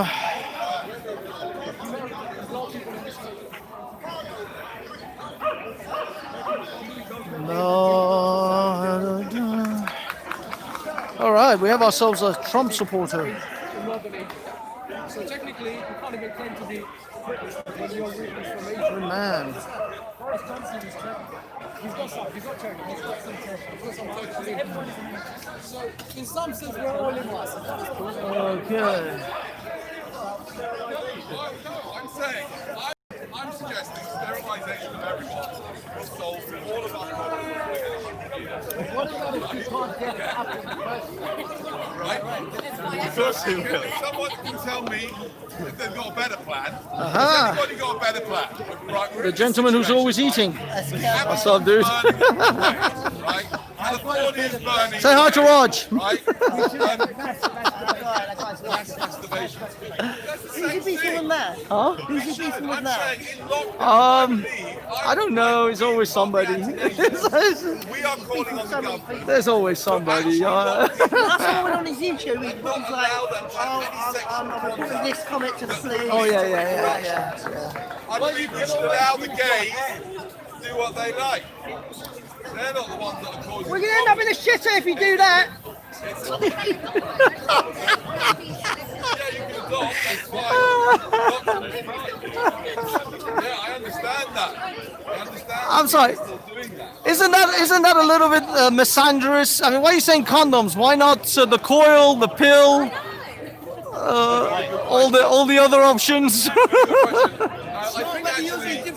I think actually it's a little bit. I think it's a little bit nuts for us men to force women. No, I'm just saying on your list of you know. Have some sort of pill every month that like if you go in the transit, has all sorts of like, you know, increases their chance of breastfeeding so that you can get your pill at the end. I'm just saying on your list, you could have included. Aha. To get here, what I'm actually Sales and marketing. What I'm actually saying is, we heard you. Yes, we heard you. Yes. Don't use it, please. Don't use condoms. Don't use condoms. There's a lot of venereal diseases. My proposal, the way to deal with all of this is very, very simple, and that is to sterilise everybody. Okay? Naturally. If we sterilise everybody, we could then use the rest of our time here. Why would I sterilise gay people? Yeah, that's true. Now your argument is beginning to crumble. Now, I'm not saying, by the way, I'm not saying it should be forced on people. Yeah, I don't believe in that. Yeah, I just think people should be educated. Yeah, and there should be incentives. I believe anybody who can prove they've had a vasectomy should have at least 50% of their tax bill reduced. They are the heroes of society. Because they are saving the nation. How? Hundreds of thousands of pounds in education, healthcare, welfare, and all that. So are you trying to lower the next generation? Is that what you're No, he's trying to eliminate it. I'm trying to eliminate the human race? 100 years, everyone's gone. Eliminate the human race. 100 years? That's what he just said. I'm just saying there's a plan. I'm here in Speaker's Corner to test it. Ask him. Yeah? So I'm testing it here now. My plan is. He's got 3 kids. He's got 3 kids. Get on with our lives. He's already contradicted himself. Finished 100 years. That's my problem. Why did you realize that? Anybody have any It's objection? endangered species. Why did you realize that? Why did you not stop there? Why didn't I realise after my first shot? Because I was completely in a different world.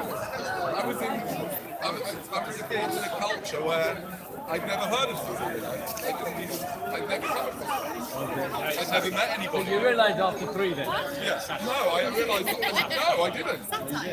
I realised long after that. Oh, okay. Why? You realise when he was about 10. He's probably some kind of actor. Can you explain? Why? Because as far as I can tell, Hey, on board. We're moving on, people. We're moving on. Here we have an Algerian thing going on here. Big Algerian thing. Zubaydah, where are you? It's a big Algerian gathering of sorts. Speaker's Corner.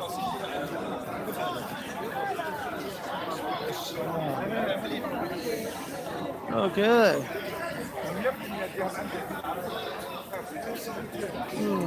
What's going on around here? Lots of different little groups, lots of different teams. All spread. What is happening? No Ralph? I don't see Ralph. Oh, this is Bob. Bob's come all the way out here.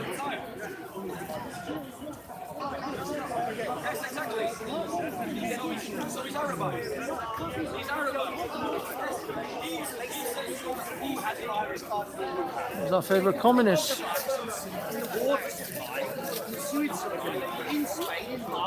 Last year, the year before. The problem is that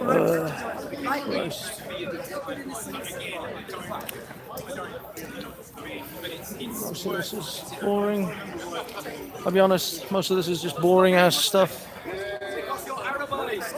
Islam equals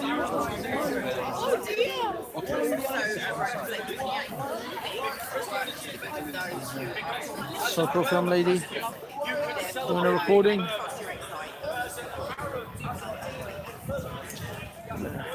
Go down here.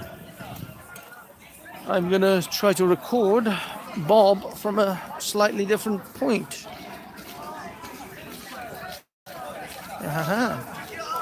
See, nobody comes and does it this way. They've all gathered over there.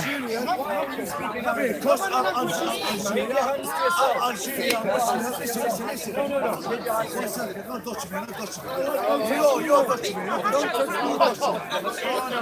the one with the dirty before. You're the one with the dirty before. It's your money.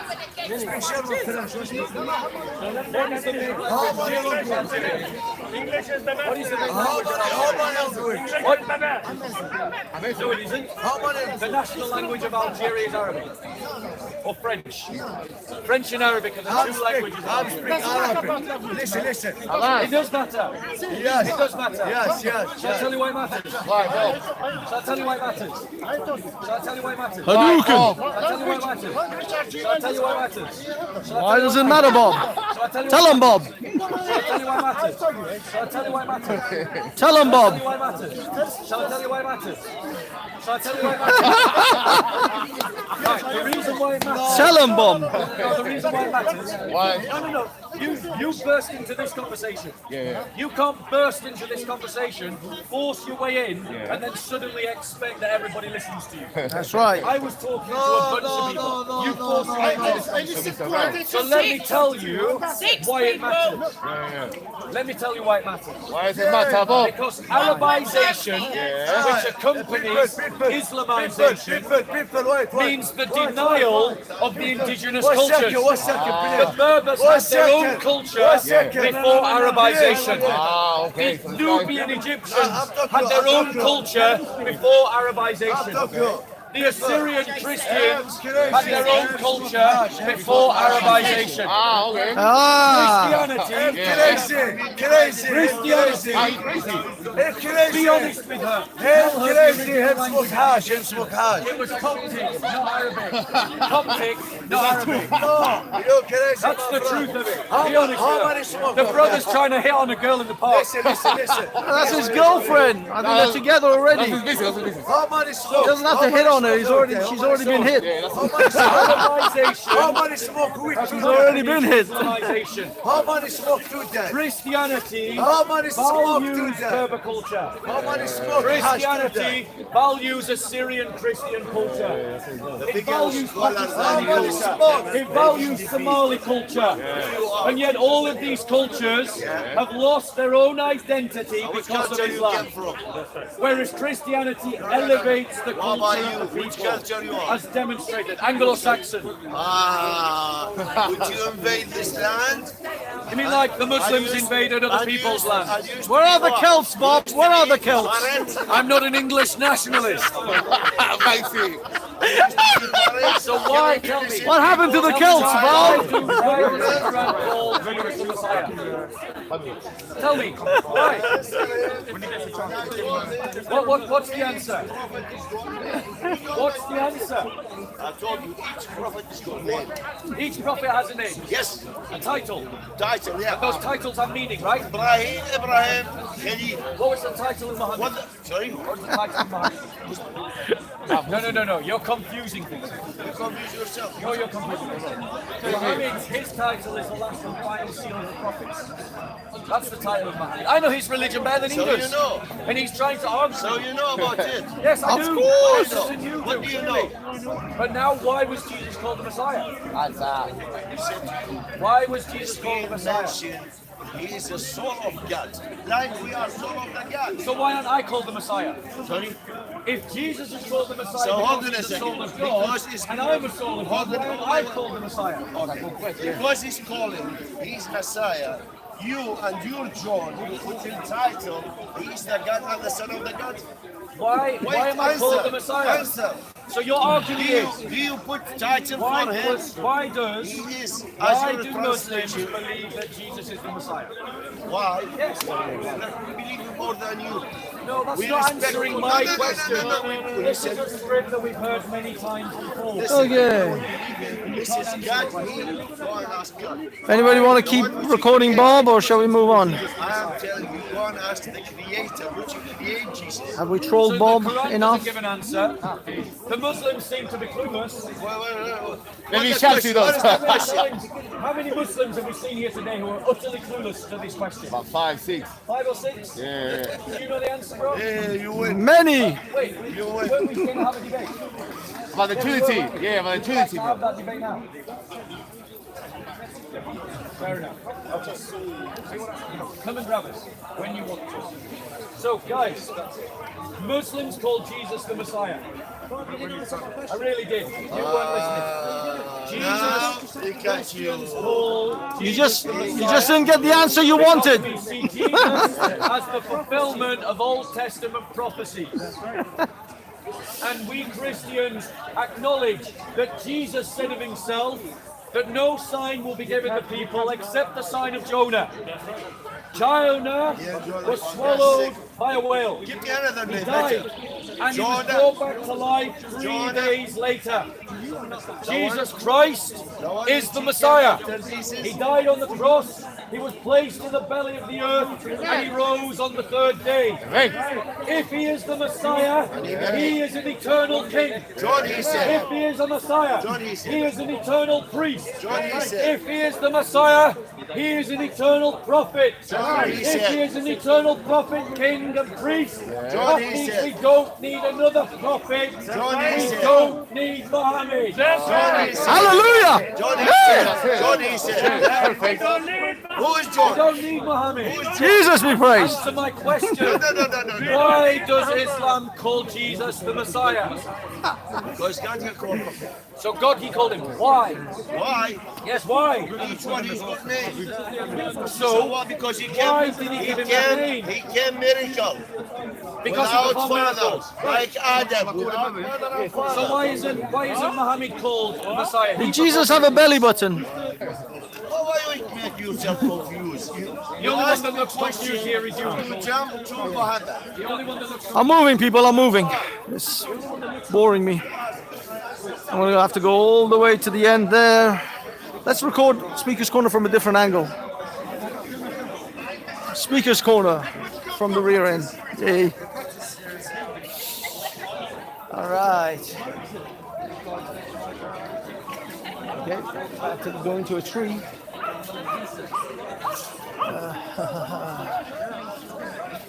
Oh, there's Paul.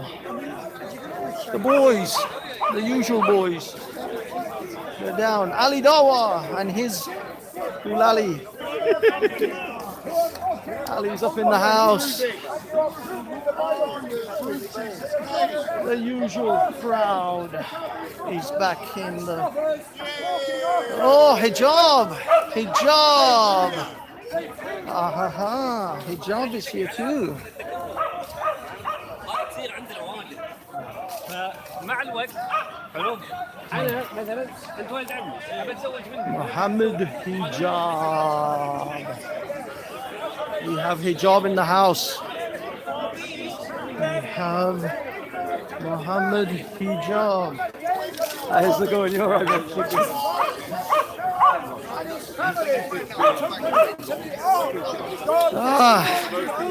here comes the grabbiest man in Speaker's Corner. Sorry.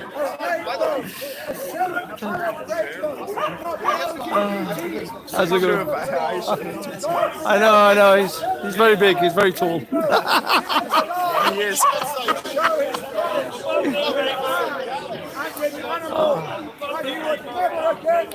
Okay. It could be Halima. I'm telling you, man. I'm telling you.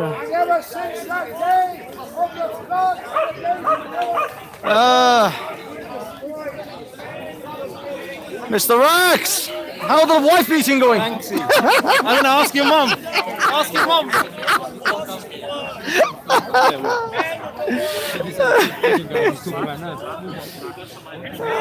You still.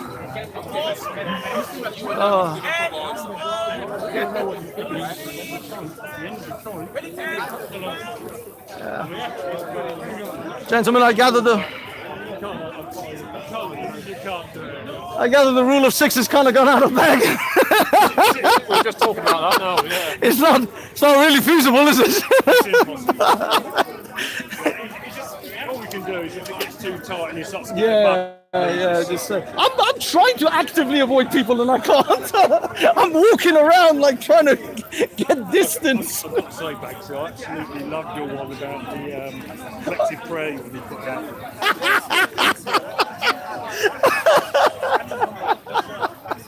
Look, all I'm saying is somebody started something, and then now things have got ridiculous, and we have to run around. You guys have to run around constantly telling people stop it, because they kept pushing it.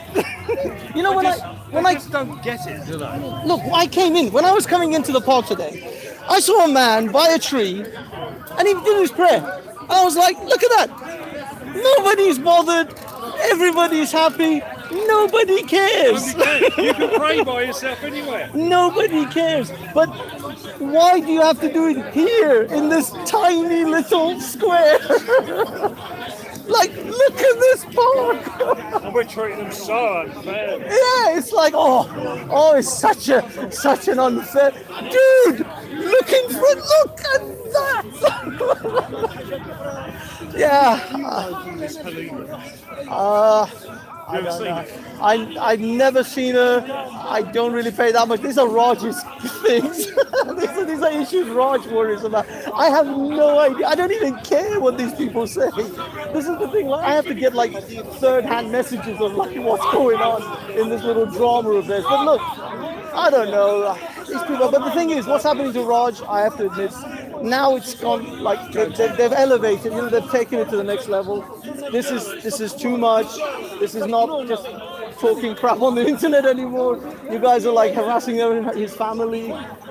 Yeah, they have to, you know, officially. I mean, that is technically a death. You know, it's a threatening letter. That's against the law. You know, you crossed the line. I can imagine. Yeah.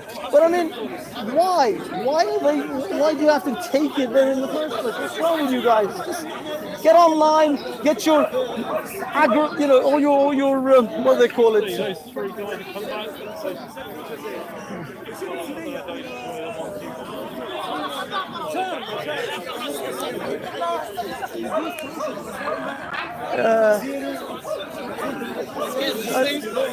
These guys, they bothering us again, you know. He's just coming towards us.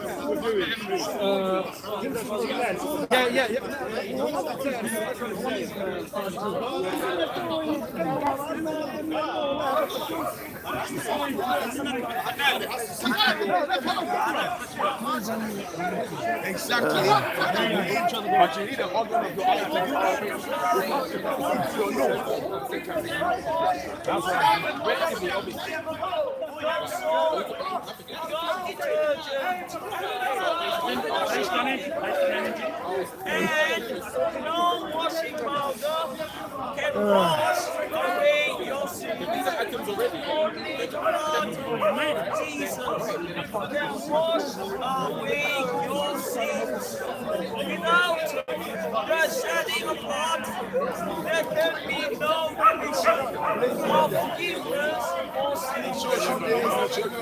We got potential drama, people. We got potential drama.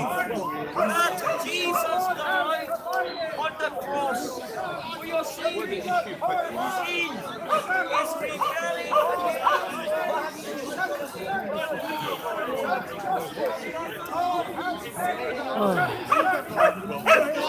My head's hurting.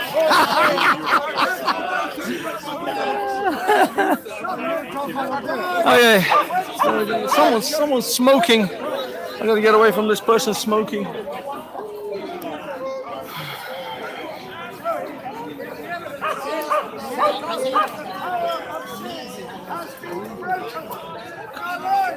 We were once slaves to sin. The worst type of slavery is slavery to sin. And Jesus Christ, coming to dwell within us by His Holy Spirit, has broken the power of sin. That's right. You go. That's right. All right.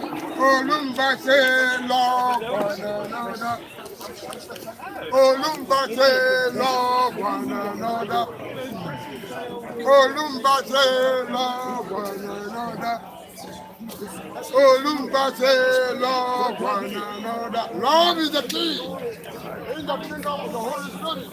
I'll wait till you guys are finished. I'll wait till you. Oh no. So I'll wait. I'll wait till you're finished, and then I just want to talk to you.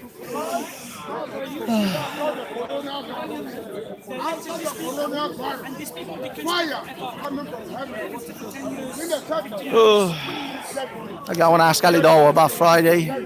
See if you can get a statement, a quote, something.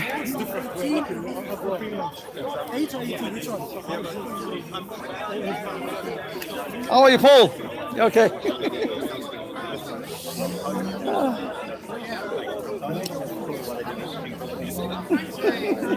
How's it going, guys? How's it going?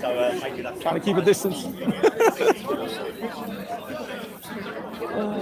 How's it going? Come on.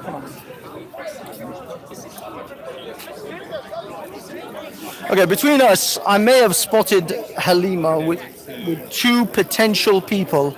It could be potentially either A, the girl that Ali Dar was talking to, or B, some Muslima that was wearing, the skinny little Muslima that was wearing a mask, but was looking directly at me for a few seconds. I don't know. I mean, she then turned around and walked away, but she could potentially be our Halima. So I don't know, guys. At the moment, there are two potential Halimas in the works here.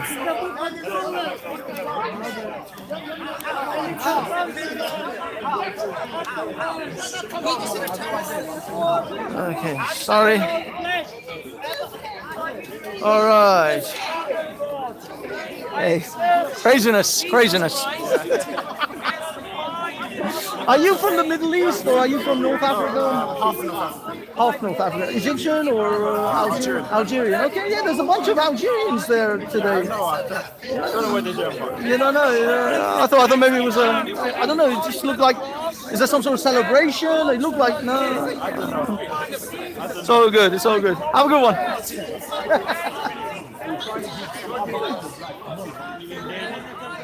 That's not Jedi. Where is Jedi? Who that was? Where did Hijab go? Muhammad Hijab disappeared. I don't see the Hijab. Where is Hijab? Nope. These guys are having a little chat. They're doing their thing. They're having their chats. All right, guys. I'm not entirely sure. Been running for almost 2 hours. Mohammed Hijab kind of disappeared. Unusual for such a incredibly tall person to just vanish. Appears to have vanished. People gathering around Hatun.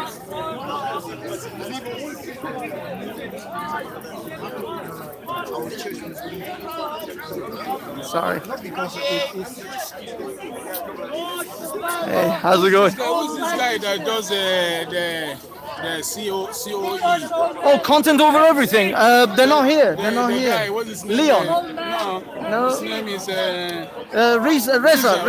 DJ Reza.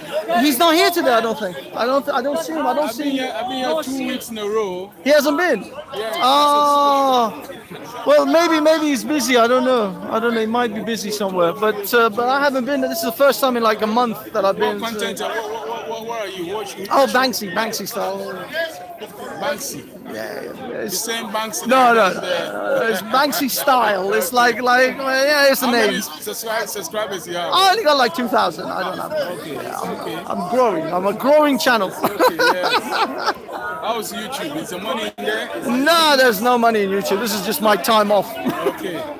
But if I don't, if I do How that, about the people that have the 500,000 and so on? oh no, they make money. They make all right. They do okay. If you have like about anything over like, I would say 10 to 50,000, you start to make some money.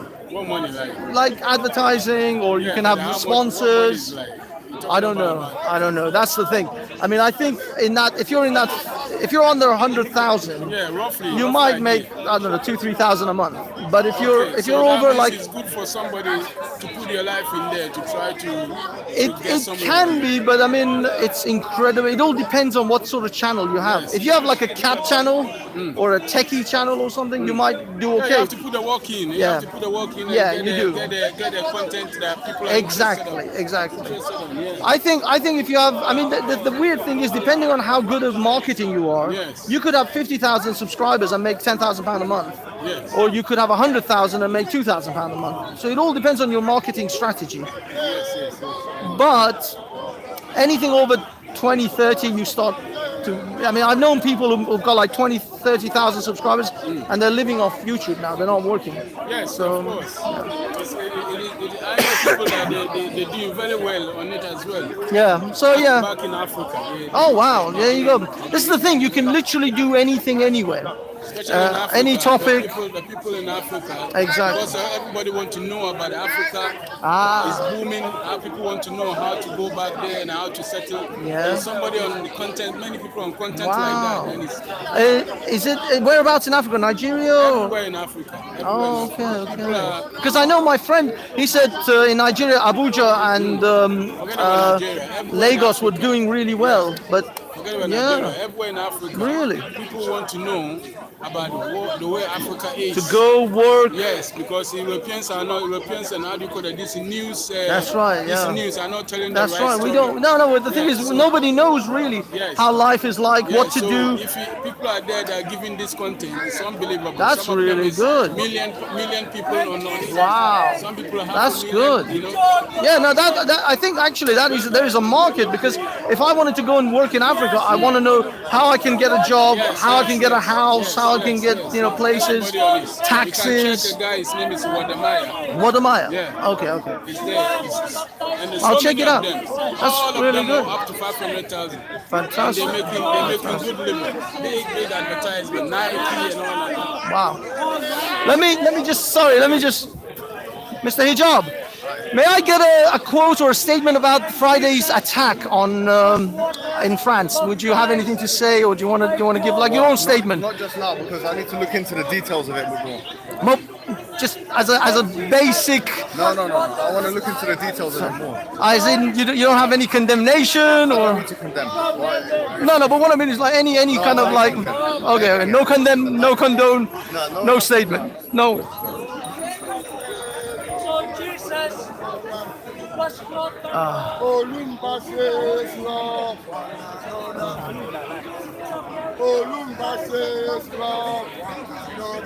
Love ye one another. Love the free. That's the reason why the Father God for His Son. Okay. I'm still here, bro. It's the funniest shit. Let's go and see if. The Old Testament, the prophets. Oh, God. Let me see. Ali! Sorry. If you're not busy. Can I just get a statement or quote or an opinion on Friday's attack in France? Do you have any comment that I can take?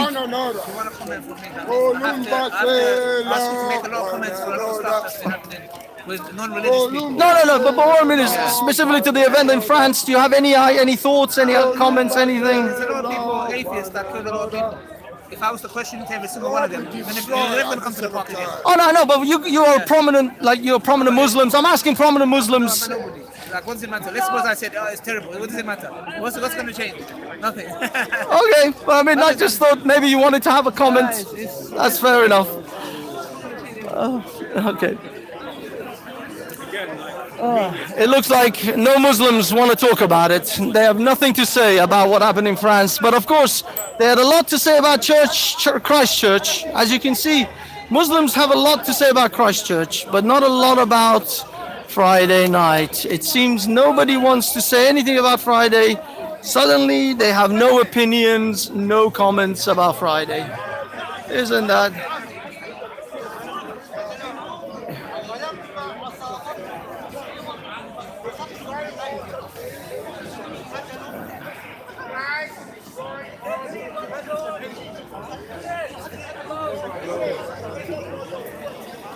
Okay, it appears no comment, no opinions on Friday's event. I'll tell you what, as a contrast, let us ask some people, some Christians and some atheists about their comments on Friday night. Actually, I never asked comments.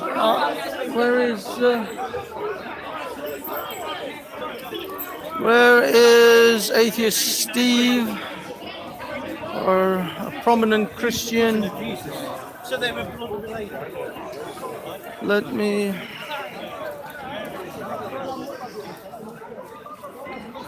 Okay. Let's see if I can find a prominent Christian or some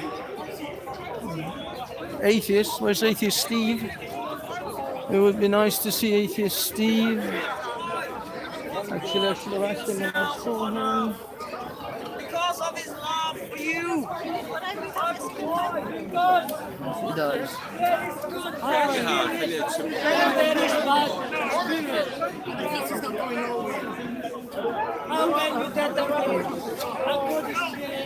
Thank you, Steve.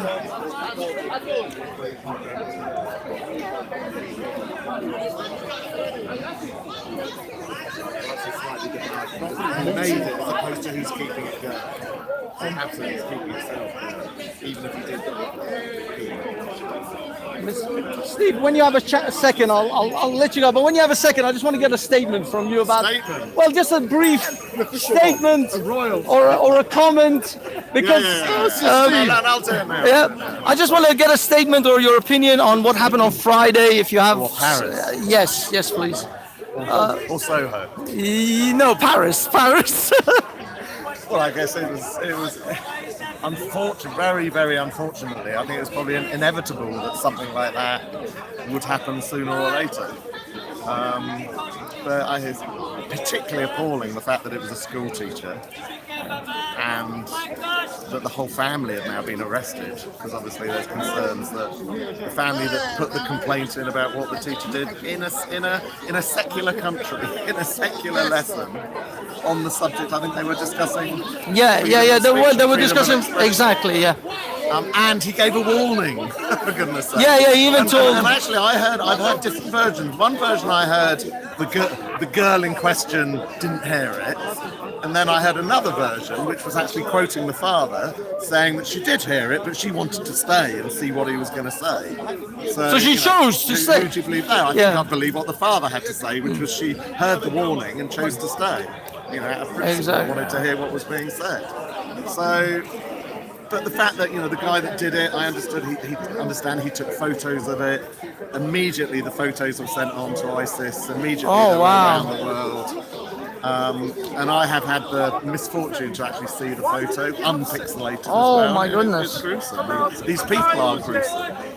Okay. Why does anyone live in a secular society where freedoms, all freedoms, are very important aspects of that culture, including freedom of expression, and then moan about it? There is no logic to it. But those sorts of individuals are gruesome, barbaric, disgusting representatives of their religion. I just want to say it because I've asked the prominent Muslim people, do you condone, or neither? Completely condemn it. Vile, atrocious behavior. I know, but this is because I'm asking. I asked Ali Dawa, I asked Mohammed Hijab. They would not comment. They would not comment either way. They would not either condone or condemn. So they basically refuse. Those individuals that you named allegedly come here for dawah. Yes. What's dawah about? Isn't that about spreading the word of Islam and convincing people that Islam is the right road to follow? Is that response to your very simple question helpful to the cause of Islam? Well, I mean, that's is it helpful? Is it good dawah to say that on camera? Yeah. Well, the thing is now, because of for the purposes of equality and even-handed, I want to ask an atheist, a known atheist, and some Christians. Behavior that does not belong in the 21st century. Yeah, that's it. That's. And the only thing it tells me is that their faith must be very, very weak if they're so easily offended, and then to go on and commit such a heinous, disgusting act. Exactly. They must be trembling in their faith. Because anyone, it's like generally people that are comfortable in their skin, or people that are comfortable with their sexuality or whatever. You know, they're the people that are less easy to offend. Or less easy to offend. But it's those that are weakest, that are psychologically weakest, that are warriors, that are neurotic or whatever, that react in such a violent, ridiculous way, to which there is no logical...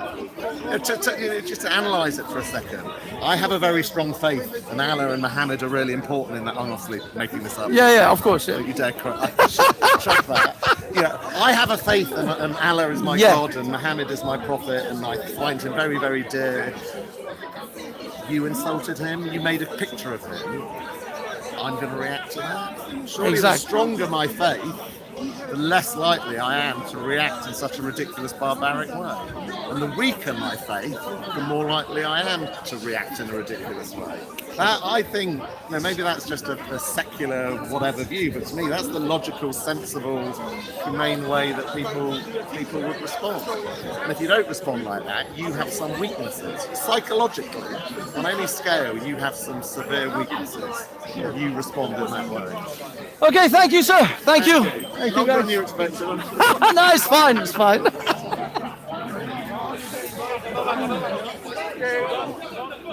Okay.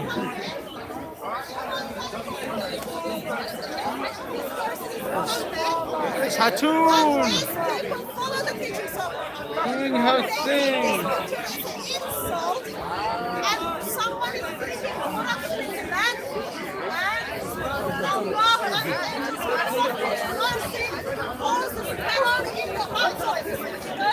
An individual gets killed because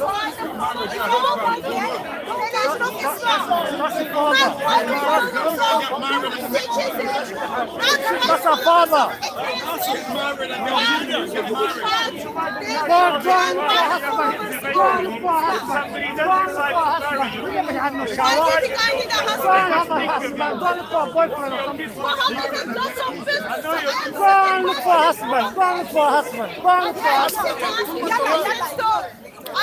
I don't know, I think she missed her window for her husband, though she's not 9. You're worse than her.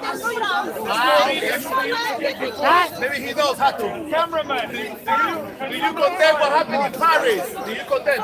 You condemn Paris Glitter. So very pro Paris Ian Huntley. Yes. So now, do you condemn what happened in Paris? Are you condemning? What do you expect the person to say? Are you condemning Muhammad? No, no, man. How could you be asked? Doesn't it get boring coming with the same question every Sunday? Doesn't it get boring? Every Sunday you come up with something. You condemn every Sunday.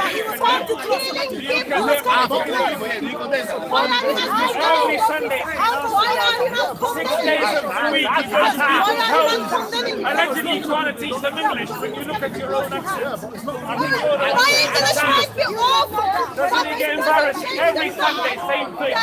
No new followers, I'm afraid. The results of this part, you know very well. The results of this part, it makes you very angry and jealous, but you can't do much about it. Go and look for a husband! The results of this Go and look for a husband! Go and look for a husband!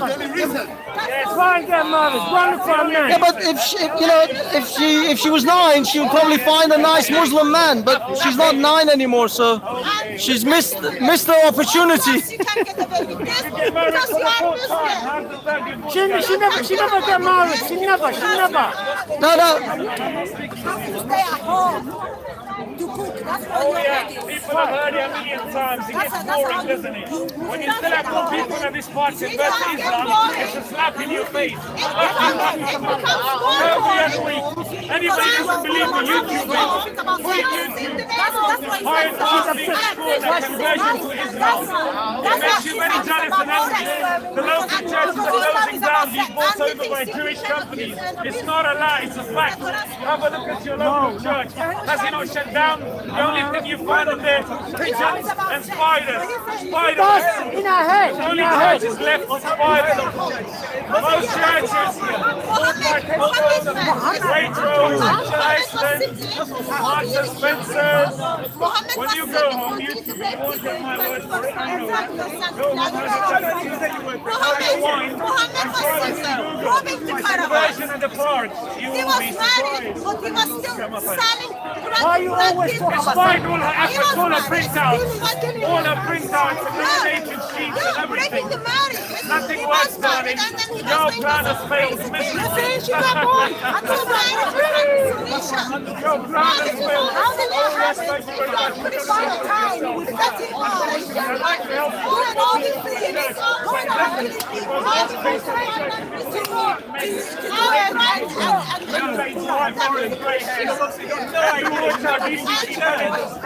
DCCI managers, they come here secretly hiding in this part, never saying a word in front of the camera. But they do hire a Turkish woman to speak on their behalf, servants and slaves that they're using. The DCCI managers that come here in disguise would never speak a word in front of the camera.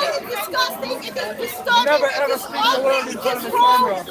Because she's doing such a good job. Oh yes, of course. The results are in front of you, my friend. Yeah. Don't pretend like you're blind. Don't pretend like you're deaf. The results are up. 23%.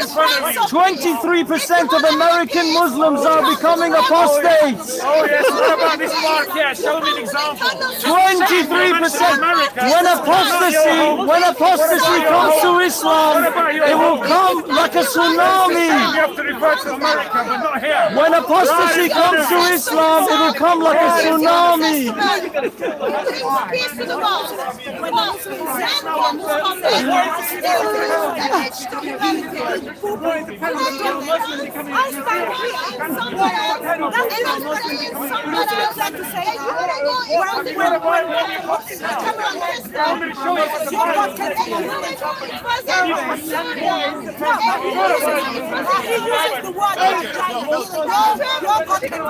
Okay, a lot of shouting. Can't really hear anyone particularly. Let us see what is going on. There's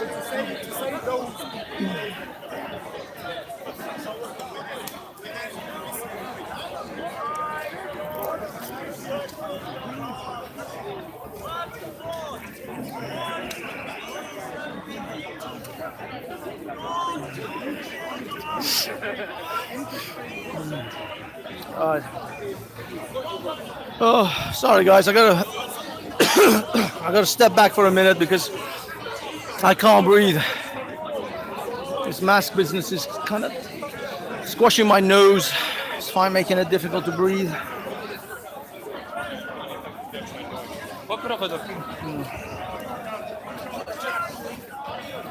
How do I look? It's just...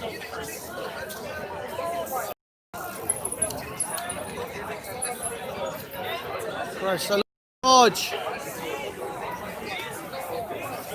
Oh.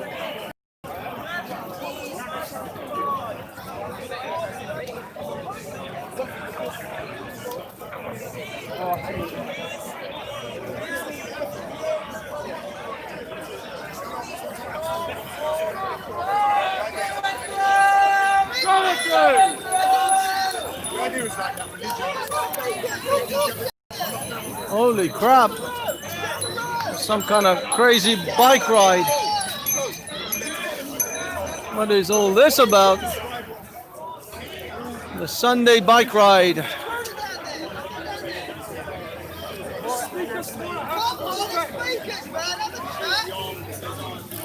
Uh-huh. Crazy, man, crazy.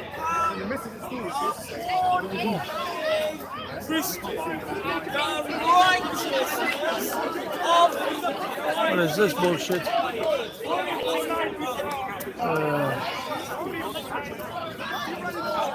Crazies. Insane, insane, insane.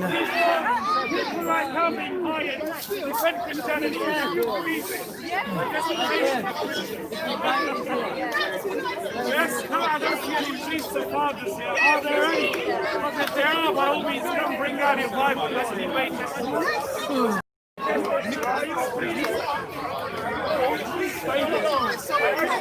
Any priests here? These are sort of people that Barely hear them. Thank you very much. It makes you very happy and jealous. I know what your ancestors have done. So don't know what your ancestors have done. I know a bit of JC, has Bob gone? No, it's good. Great, great. I'm gonna grab him. Sit.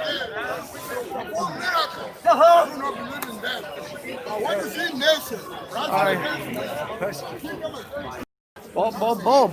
Where's Bob?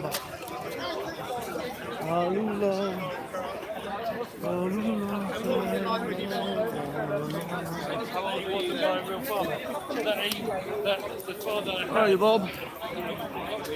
Bob. Have you guys seen Bob?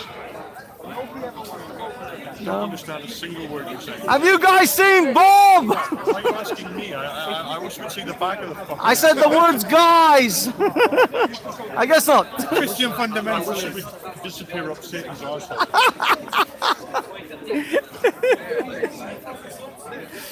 Oh dear God. Where's Bob? Where are you, Bob? What's this? Shamsi. How's it going? Ah, there's Bob. There's Bob. Hello, Bob.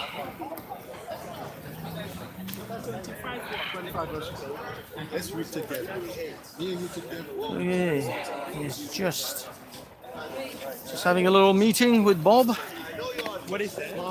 What is what? That whole area? It's called Speaker's Corner, London Speaker's Corner. What are they doing? They're all discussing religion, politics, all sorts of things. Ne kadar namus? Çiziniz. Last one.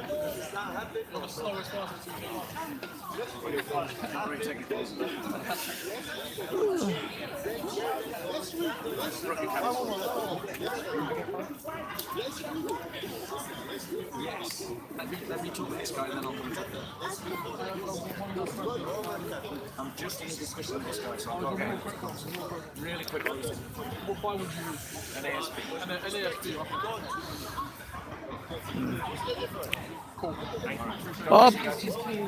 Bob, if I give you a pen, could you sign your name across my chest? I like you can use many translations of the Bible. I'm not stuck to one. I use the New Jerusalem translation, the King James translation, and King James. So I use multiple. I'm not. You'll be here next Sunday as well. God willing. God bless you. So come and grab me. If you grab me before the cameras, we can talk.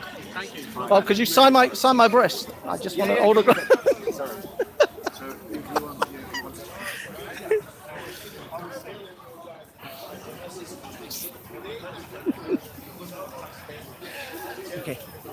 Bob's having a discussion.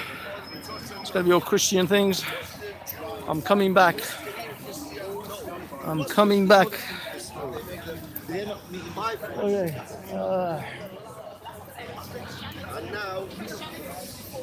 Okay. Okay. Actually, let me get a quick. Hi. Would you mind if I just get a little interview, just like a hello, or just like what you guys do, that kind of thing? It's just for my YouTube channel. It's nothing big. Are you guys cool? Okay. So what do you guys do? What is all this? I guess Christian, New Testament, the Psalms, all that jazz. Oh, is this Arabic? Arabic. Oh, okay. Oh. The New Testament in different languages. Arabic, Farsi. Oh wow, Farsi. Are you Persian? Yeah. Oh, salam. چطوری؟ خوبی مخلصم. ببخشید من. So we have different. We have different literatures as well. Can I give you one of these to have a read of? I'll be honest, I'm not really much for Christian religion generally. It might be wasting your paper. I don't want to waste the paper, but okay, I'll keep it as a polite kindness. Thank you. You don't have to keep it, but just have a read it. I mean, because obviously this is just about the things that are happening right now. Oh, I see. So this isn't like evangelizing for Christianity, or no, just read. Light for the last days. Yes. Oh, light for the last days. So you guys actually think this is happening? Like it's gonna come up on us. This is just a tradition. No. But what I mean is, it's like you're saying it's going to come within your lifetime, or do you think it's going to be like thousands of years from now? No. Before you die, Jesus is going to come back. We're not going to die. No, I mean before you die of a natural causes, Jesus is going to come back. In this century. We're going to see some serious shaking. Serious shaking. I presume the shaking you might mean something else. For your viewers who want to know, I'm going to read Matthew 24. Matthew 24, but Matthew 24, like 2,000 years ago, it didn't happen. It didn't happen, but it's happening now. So it already, the world ended 2,000 years ago, and no, I'm saying, like you're saying, the last days, like. What are we expecting? Are we talking Revelations last days? So that didn't happen, did it? Of course not, because this is the time now it's happening. But it's definitely going to happen this time. It didn't happen then, but it will now. You sure? You know what? A lot of people have got caught up on this one, but they made predictions. Peter, what did he say? He said, there will be mockers in the last days. Oh, absolutely. Right? But there's been mockers since the first day. Exactly saying that. Yeah, but there's been mockers for 2,000 years. Saying that we've been hearing this. But you know what? So you're saying this is a 2,000 year end of time? Okay, so I believe, prophetically, that the world was created. We're coming up to God's. So we know about the 6 days of creation, right? And on the 7th day was the Sabbath, right? So following on with Bible tradition and prophecy, this is the 6,000th year, give or take. Oh, I see. Right? And we are about to go into the 7th, and then there will be an end time before we get to the 7th, as in everything will be crumbled, and Jesus will come back to build everything in peace. Coming, and then we enter into the 7th. All right, but do people die? That's the main thing, though. A lot of people are going to die. A lot of people are going to die. So are we still expecting the 7-headed dragon? Because I know there's a 7-headed dragon in Revelations. So when they say dragon, it's more political parties and political powers. So that's how. One world government. But there'll be 7 heads of the world government, like the Security Council. And then 3 will rebel. Interesting. Yeah. I'll put another sort of, I don't know, feather in your cap. Do you realize that if human beings go extinct, it'll be the 6th extinction event of in a large mass on the planet?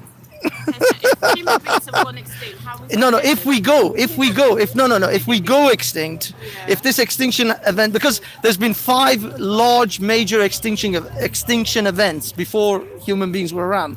The dinosaurs, the Cretaceous, the Neocene, there's a few other extinction events, like mass extinction, like all the creatures died or only a few were left. Exactly, so it wasn't total extinction, there wasn't. No, but mass extinction events. But there was still a remnant. Oh yeah, there's always been some human beings, but like all the dinosaurs, 90% of them died. You know what I mean? And the Cretaceous, there was like all those animals, 90% of them died. That's what I'm saying. But what I'm trying to say is that man and the dinosaurs were actually. well, yeah. I mean, that's that. But what I'm trying to say to you, even on a scientific basis, because science doesn't believe obviously man and dinosaurs live together, but even on a scientific basis, Science doesn't really believe. Science don't even know what it believes. Modern day science right yeah, now. I'm not going to get into that. That's a rabbit hole I don't want to go down. But what I'm saying is, for you guys, like you can take this on that if human beings go extinct, or the majority of human beings, like a mass extinction event happens, that would actually be the 6th time that such a thing happened. And you were talking about like the 6th day, and then we go into the 7th. I'm trying to give you something here. Because you're coming with a different thing to what I believe. So I can't tie more. So you can't go there. I can't tie what I believe with what you're trying to say. Yeah, but what you were saying about the 6th business, the number 6 and the 6th day we're going to the 7th, technically this would have, be the 6th mass extinction event if human beings go extinct. But human beings, I'm not saying human beings are going extinct, and I believe that obviously. Or mass extinction. Like, because you said there'll be a lot of people died when Jesus comes, like mass extinction. We're going to have earthquakes, we're going to have tsunamis, Yeah, we're going to have, exactly.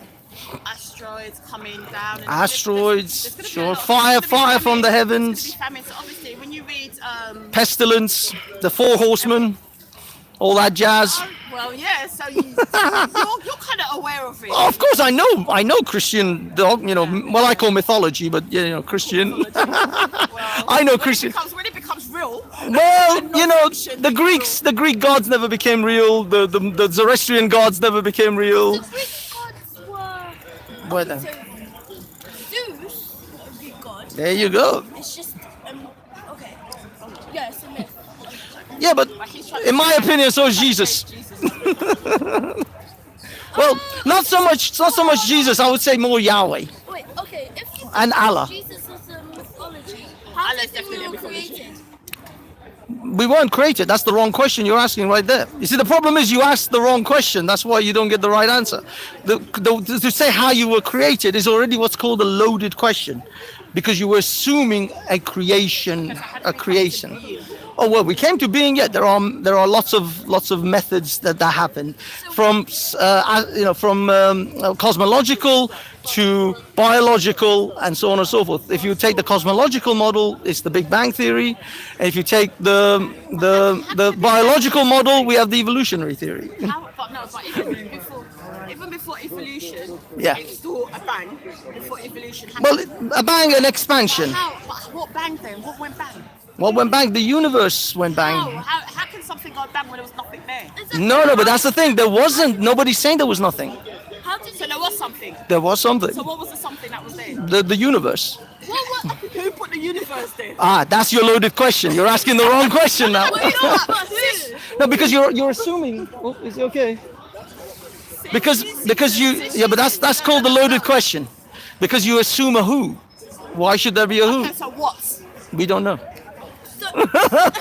Well, there are models, but there are models about that as well. Cool, so I will stick with my creator. Well, that's it. That's where we end it. That's where we all end. But the thing is, Jesus is the King of Kings and Lord of Lords. But the thing is, just because I don't know. And he's coming in. Jesus is the way, the truth, and the light. Amen. Well, for your sakes, I hope you're right. For your sake, I hope you come to the true knowledge. I'll be fine. I'll be fine. But I didn't help for eternity. Well, the thing is, that to me is actually a telling sign of your God's incredibly small-minded thinking. I don't think the creator of this universe is that petty. Creator is outside of time. Yeah, but I don't think the creator of this. Yeah, but the thing is, I don't think the creator of this universe is that petty to put a bunch of people who lived for 100 years in hell for eternity to burn because he didn't like them. He gave us chance. I know. No. But the thing is, if God is omniscient, he didn't give me a chance. He knew from the day I was born, I'll be an atheist. He created me knowing I'll be an atheist. Because he knows already what is to come.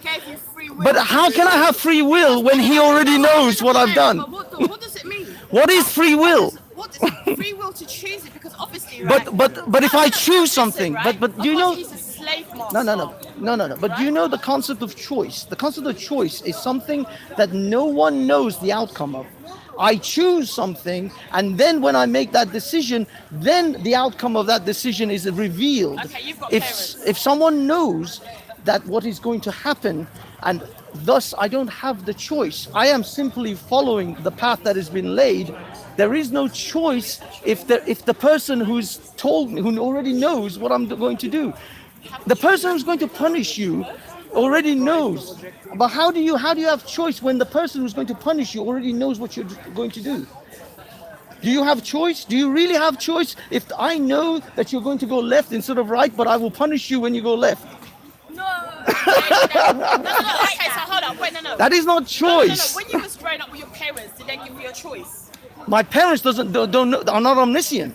My parents don't know. Did they give you a choice? If you do this. But my parents are not omniscient. They're not omniscient, but did they give you a choice? They give me a choice because they don't know. When you went against their choice, what happened to you? Nothing.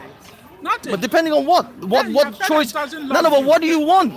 Depending on choice. When you say which choice, what choice, and then the outcome. If your parents love you, if you do something that is bad, they will correct you. They will say, but because my parents know, they don't know whether I'm gonna choose the good thing or the bad thing. They haven't got they don't know the future. Then they didn't bring you up in a right way. No. When they know, the fact is they don't know the future. They give me the choice to make the right choice or the wrong choice, and then they will punish me or reward me depending on whether I make the right choice or the wrong choice. They don't bring you up. But if your parents, but if my parents already knew I was going to make the wrong choice, and they say go ahead and make the choice, and then punish me, that is cruel. Because they know I'm going to make the wrong choice, and they're still going to let me do it. There's times when I test my child. No. There's times No. But why do you test them? Do you know? Testing her to teach her a lesson. But to learn something for yourself, to learn whether they're going to do the right thing or the wrong thing, because you don't know, do you? You don't know whether they were going to do the right thing. You test. The person who's providing the test doesn't know what the subject is going to do. God cannot force us to love him. No, but you don't. I'm not talking about force. I'm talking about omniscience. There is a paradox of omniscience and punishing someone for you knowing that they're going to make the wrong choice. It's like me hitting my child.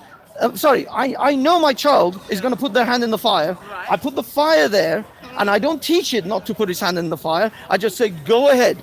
And then when he does, I beat the child. That doesn't make sense. Because you do tell your child, and she's a perfect example, because I did tell her, don't put your hand in the fire. No, and guess what she did? That's what I'm saying. No, that's what I'm saying. I'm saying you didn't know the future. You didn't know what was going to happen. I knew there was a possibility she'll put her hand in the fire. Possibility, probability, but you didn't know. But I knew somewhere along the line. And obviously, every time I'm in the kitchen, I see her. No. But what I'm saying is the reason you teach her not to put her hand in the fire is because you don't know, God has given us the guidelines.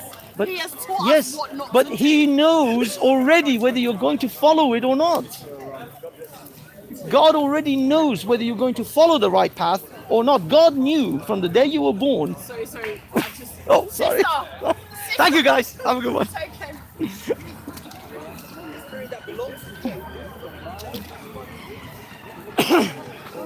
Leon? Oh, damn, dude. Pick up my man. It's been ages, dude. How you been? Fucking hell, I haven't seen you in like most of the year. Pick up. Who's this? You know. Anyway, how's it going, dude? Palestinian 717. 7? Palestinian 717. Oh, 717. I don't know you're online. The uploaded the Grey Dunya. Ahmed Ali, you don't know it? No, I'm sorry, dude. Anyway, big up my man. So how's things? Where's that? Someone was looking for DJ Rizza today, actually, but I guess he's not around. Man, I'm just, Captured? Nothing. Hatun doing her thing, the rest of the people doing their shit. That's it. And this Shamsi thing, which is too many people here, I don't want to be around them. Hey, how's it going? Are you looking in a pot earlier today? Yeah, I'm thinking I'm gonna get out. Take care, dude. I'll catch you around. Take care. The Father, right? Not the Trinity. It's all good. Not the Trinity, like the way you do. And that's the reason I said you're an antichrist. You're going against the teaching of Jesus.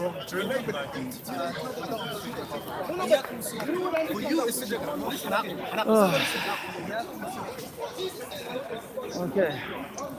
Talking too much. Talking too much. I can't. I can't.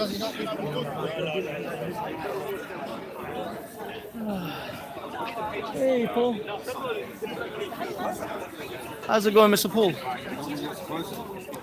Sorry, no, carry on. And they see the Archbishop right and prove that no, some of them try to because they know you're against Christians.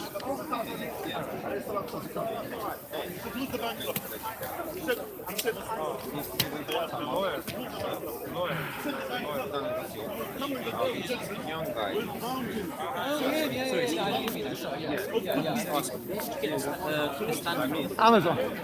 Amazon. It's called monopod. They vary in different qualities. Monopod. What I would get, because I kind of regret getting this one, get the ones that are like a tripod that become a monopod. Okay. They're a bit more expensive. They're like standing there for like 1 hour. I know. Your arm is like killing me. What I would say is get the tripod that becomes a monopod. That way you have both options. Because sometimes I just want to like open it up and just let it be and just step away and it'll be cool. And sometimes I just want to hold it. So it is 60 quid though. Those ones. This was like this was like 20 quid. Okay, that's fine. But the tripod monopod combos are a bit more. No worries. No worries. Have a good one. They'll be become Christian. They will be like second class citizens. Really, they wipe out basically. Very few of them actually Jews. It's a very cool history of Christians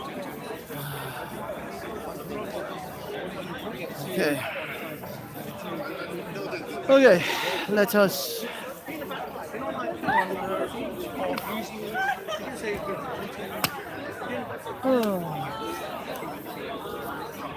That's not Greeks. TNTS Greeks. Nope, not Greeks.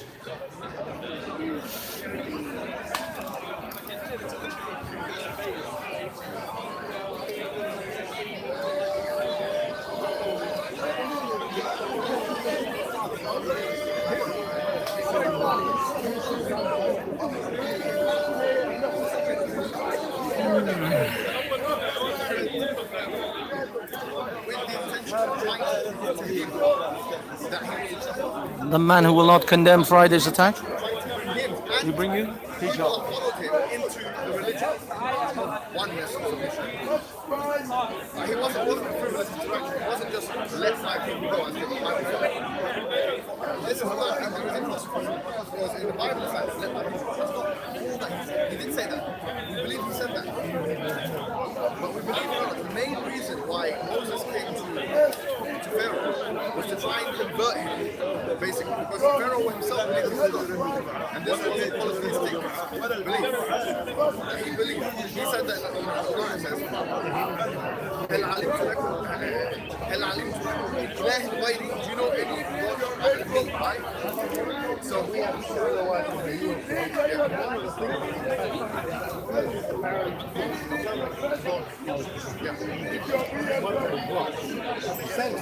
oh, they were clever enough to make those two buildings and pyramids. What? Right. Don't worry. By the way, I'm with you on this.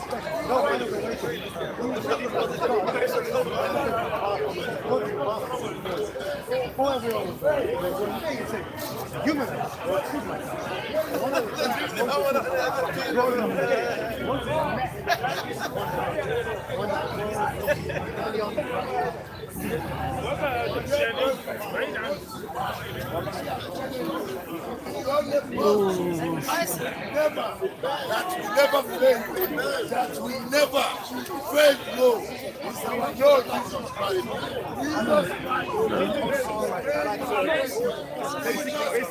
You know when someone's being rude to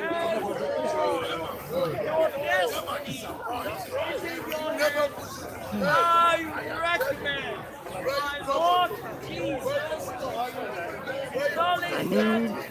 Christian has forgiven my sins, and that I am going to heaven. Should I die? Gives me. No, see you later. Take care, man.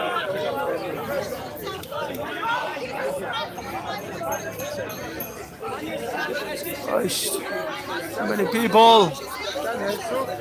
Too many people.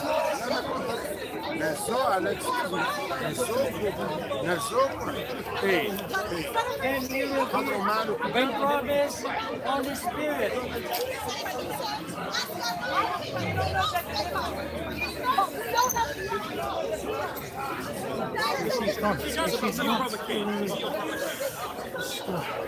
Hey, how's it going?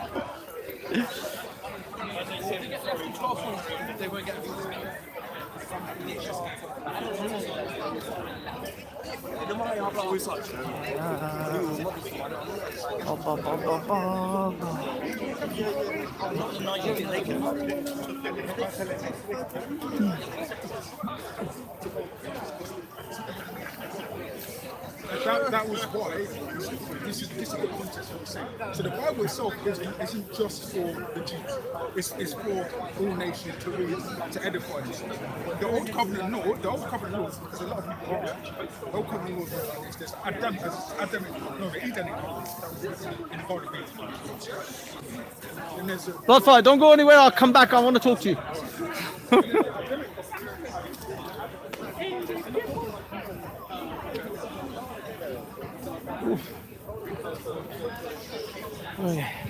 Construction of industrial units and the construction of dams.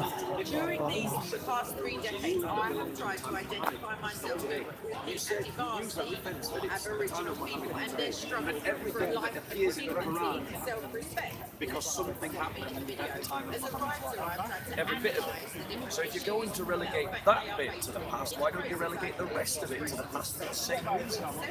Now, the thing is, bro, that there's inconsistencies in your logic, and there's inconsistencies in your logic because your conscience is telling you that your honour won't let you follow through with the logic. If your conscience is telling you that it's wrong, then chuck your honour away, because honour is cultivated by man, but conscience is given to you by God. And what you need to do is you need to look to a better example. And I would say that is Jesus Christ. Because Jesus Christ is a man who never had any training in medicine, but they called him healer. He never had any qualifications in learning, but they called him a teacher. He never marshaled a I'm back. What's up, JC? Good man. Good man. Good man. Good man. I gotta catch. Our spirit. Our blood. So we. Yeah.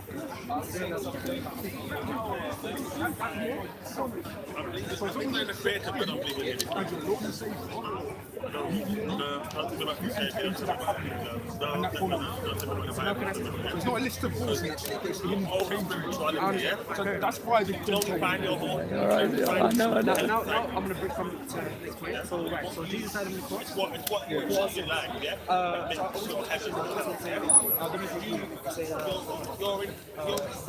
can't get into heaven if you become 18 for the definition. You can only get in through the fact that Jesus died on the cross. So if we want to forgive us, the blood of Jesus had to have, a lot of these people that come for all these things. Therefore, let's say I'm a born again Christian, I revert to Christianity. A lot of these people have mental health problems. All my sins are wiped away, right? No. Your sins will be given every time you repent. If you repent? Every time you repent. So if you repent, it's not like, you just go into the altar and just say, my sins are forgiven. That's what. No, you have to repent. Because Jesus is sincere repentance, right? So there's the form of repentance. There's repentance and working on it in your mind. That's what that text is. No. Condoms before marriage. You just tell me to calm down. Yeah. What you saying? It's out of his head. So every time we sin, that's repent, right? Again, sincere repentance. Right? Sincere repentance is just turning away from the sins you commit. What was the point of then? That initial shedding how's it going? The point was the wages of sin or death. Yeah, but I'm saying, once the sins are covered, if you sin again, why do we need to repent? Because Jesus is salvation. The law itself will not save. That's the point. The law itself is not the salvation. So you committing sins is not you not committing sins is not what's going to save you. It's Jesus' grace. It's what Jesus did on the cross that is going to save you. The whole point of him dying on the cross was to die for you, even though you deserved the death. You deserve to die for all the sins you committed. He died for you and took your place. But that doesn't mean that you can then go sin again and it doesn't really matter. No, because the thing about why is that the thing we believe, no, but we believe the Holy Spirit changes it within, and you adopt the Holy Spirit. This is why you have to read the Bible. You adopt the Holy Spirit after you're baptized in the Holy Spirit. You adopt the Spirit, and the Spirit changes you, and you grow in spirit. This is why Paul says, I will not give them meat. No, I will not give them meat, but milk, because they're still babes. Babes in the faith means somebody who's not grown to the maturity, the spiritual maturity that which is called Christ.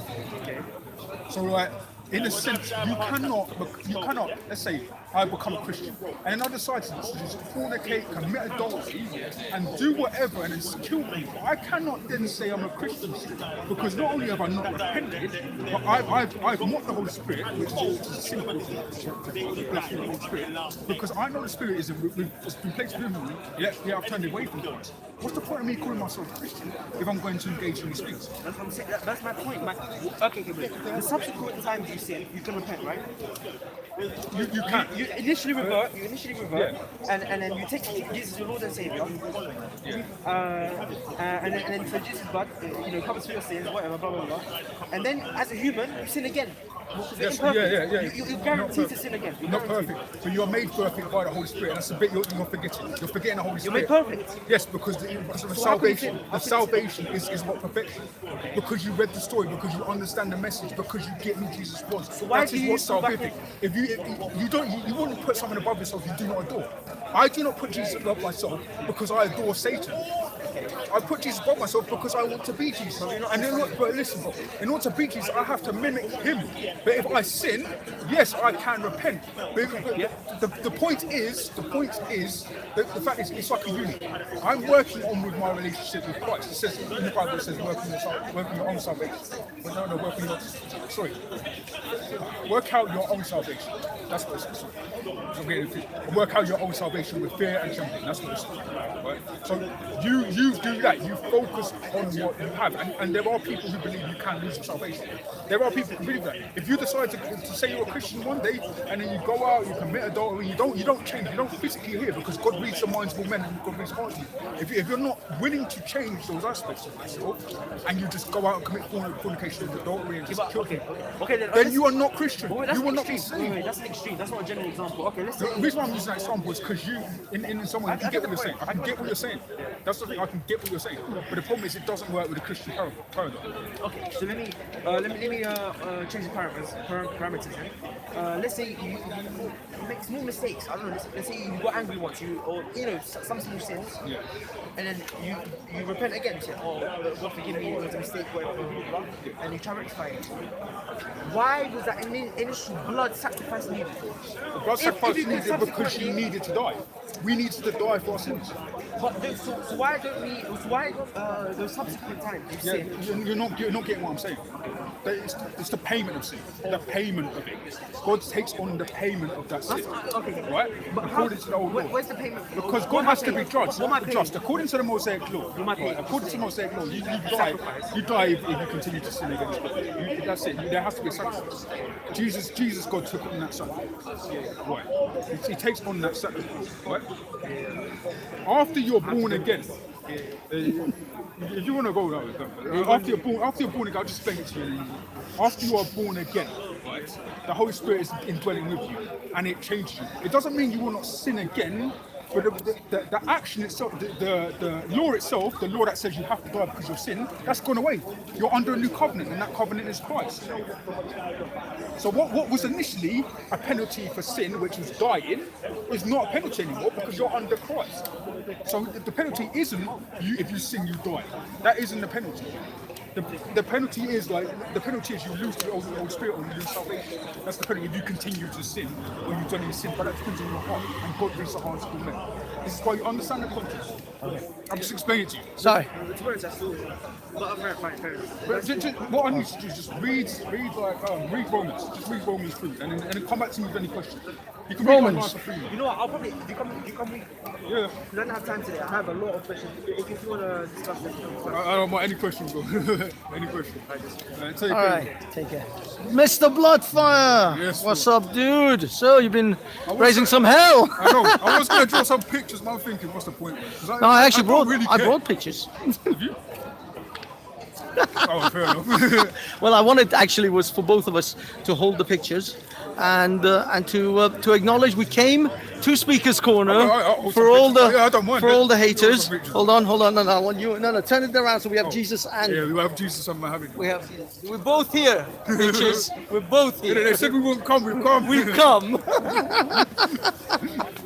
So yeah, but I would hold it around everywhere. I don't. But yeah, no, I So what? Actually, I've been asking Christians and I've asked Muslims about give a small statement or opinion or comment about Friday's beheading in France. Would you like to make a statement or give any kind of? I will simply ask a simple question: do you condemn or condone? Some people have found that question to be difficult, but. I condone it, mate. You condone or condemn? No, condemn something. Condemn? Don't put that online. Unfortunately, it's live streaming. I do not condone the beheading of people. No, but you... I condemn it straight away. Condemn it? I think there it's you go. disgusting. There you go. There you go. That was so simple because Muhammad Hijab and Ali Dawa were unable to answer that question. They were unable. They are literally on film now saying, I have to... Muhammad said, I have to go learn... Muhammad Hijab. Yeah, Hijab's at the back there. He said, I have to go and read up on it more. He couldn't just condemn or condone. No, you have to condemn it. And I've asked an atheist and I've asked a Christian now. Actually, I'm trying to ask another Christian so that I have a full rounded, you know what I mean, number of people. That's why I'm waiting for Bob. I think, in all honesty, Banksy, I think people, especially in the Islamic world, should really be condemning it.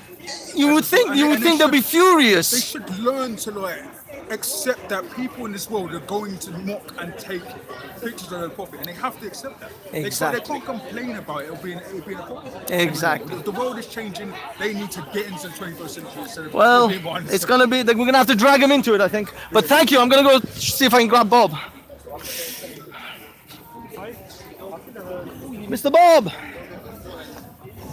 Remember the Celts, Bob. Remember the Celts. I'm sorry. No, you're not on camera. When they were pagans. I know. Look, Bob, if you have a second, I don't know. It's just literally like... My phone's loading up. Oh, okay.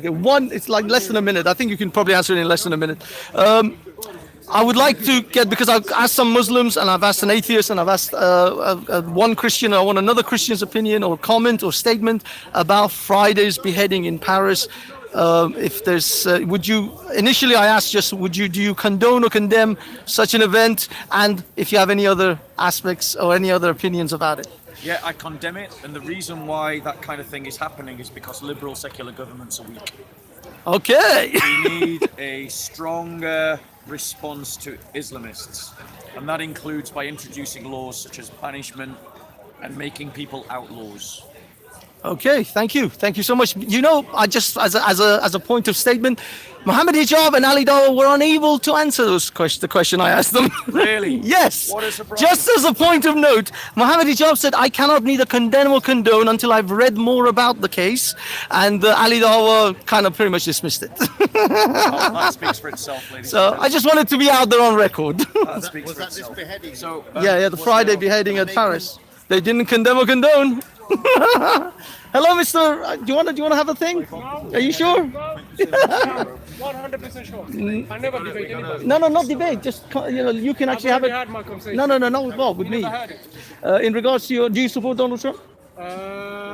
Kinda not. Do you want to be on camera? Do you mind? I don't mind. But what is it about? Oh, it's just my YouTube channel. But what do you think? Where do you fall, and why is it that you wore what would be constituted as aggravating, or not aggravating, but aggravating to the people of some of the yes, in the UK. exactly. Well, people in this country have been brainwashed to think anything that's foreign, whether it's American or Caribbean or Chinese, or it's the outsider. You understand? Sure. So they have a morphed version of what the reality of the world is, because the media in this country have indoctrinated people to think anything which is not considered foreign is bad. Make America great again. I love America because I'm an American as much as I'm British. Okay. I want my country to be great. What's wrong with that? Sure. That's because the President of the United States of America uses it as a slogan. That doesn't mean he owns the slogan. That's because I speak English. That doesn't mean I own the English language. Sure. Same principle. Same thing. Actually, it was Reagan who introduced it anyway. Exactly. So it wasn't that's my even point. Trump's quote. That's my point. And who doesn't want America to be great? Who doesn't want anywhere to be great? Exactly. That's it. That's our argument. There is no argument. The people who can't see that, their glass is half empty. That's why. Sure. Thank you. Very nice to meet you. Nice to meet you, sir. Sorry. Just these days I don't know whether to shake hands, bump fists, or hug people. Oh, okay, Leon. Good to have you back, man. I love you. I love all the shit you do, and your brother. I'm sorry. I apologize to your brother if I got him in any shit because of the shit I did. Me and Bloodfire, we changed our avatar logos to pictures of Muhammad yesterday in solidarity with the Friday thing.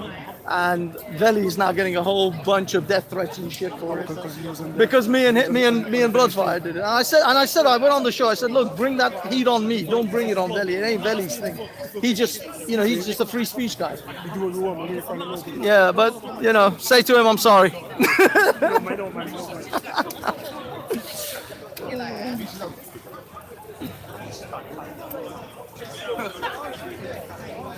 Okay. It's getting darker. The light is fading, boys and girls, and to be honest with you, I'm interested in going home. Paul is having a combo.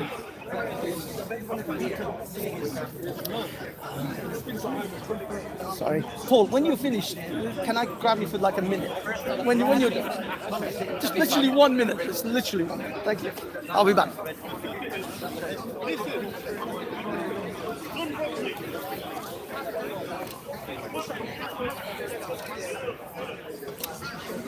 All right, here we are again. Another day, another speaker's corner.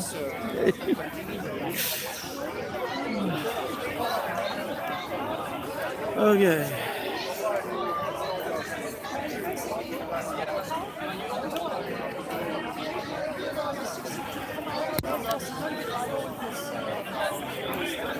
All right, guys, I'm thinking about calling it a day. It's getting a little bit boring. I'm just getting a bit tired too. I need to eat because that piece of shit Modine.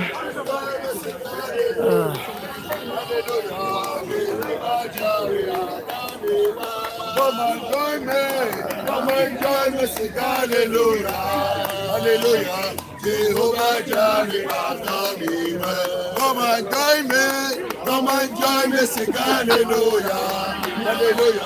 Jehovah Jireh, all right. come and join me. Are there enough mobile phone cameras recording this session? I don't know. There seems to be an excessive amount of mobile phones recording this.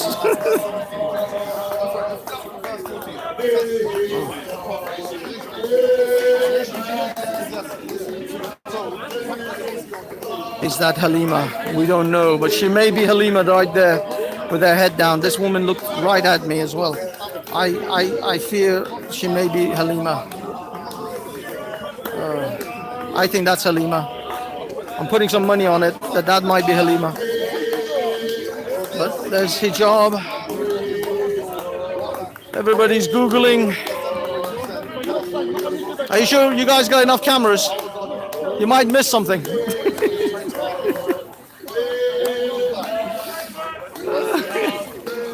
I gotta follow your channel, dude. Someone told me you're like the only one. You're like the only other person that's live streaming nowadays. So I gotta. What was your name of your channel? Let's unite. Sina. Let's unite. Let's unite. Let's unite. Okay, I gotta remember it because when I'm not here, there's no one live streaming. And you're the only one. Someone said to me, yeah, you're the only other person now. So yeah, I've got to follow you. Huh? Yeah, that's what I mean. I'm gonna subscribe just so I can see what's going on when I don't come here. I actually did 1 hour live stream today. You did? Oh, so now it's all pre-recorded? Oh, yeah. All right. No, I'm still live streaming. I've been live streaming for coming up to 3 hours. But the thing is, I've got like a monopoly. No one else is doing it. So I might as well. And also, it just makes it easier that I don't have to go home and start editing and shit.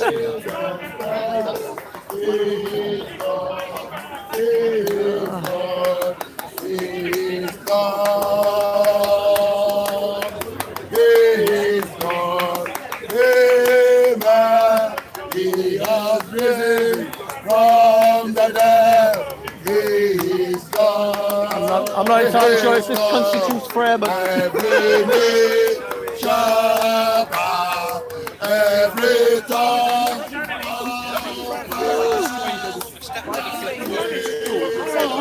There's another Make America Great Again. We have a few Make America Great Again hats.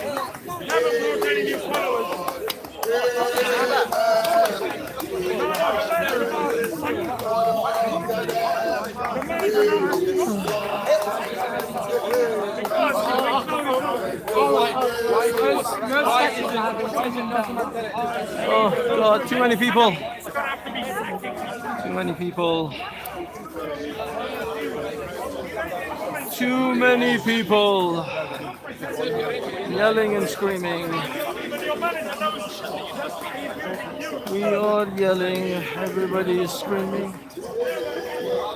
I think Ali Dawa actually packed up and left. There's faith in every church.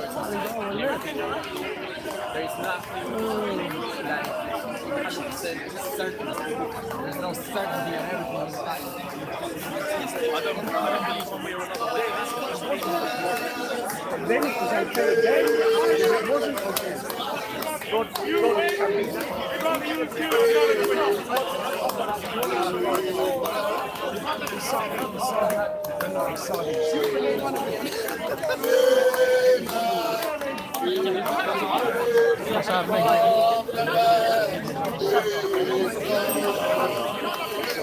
How many people?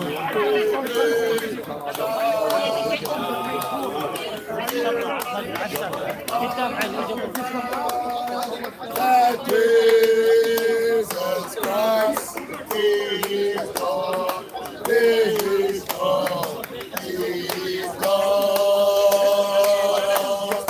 is God.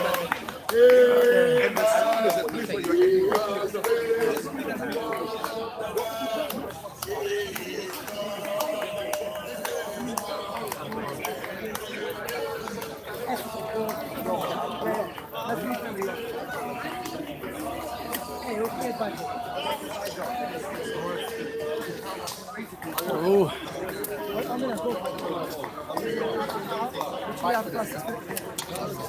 Muslims talking to Jews.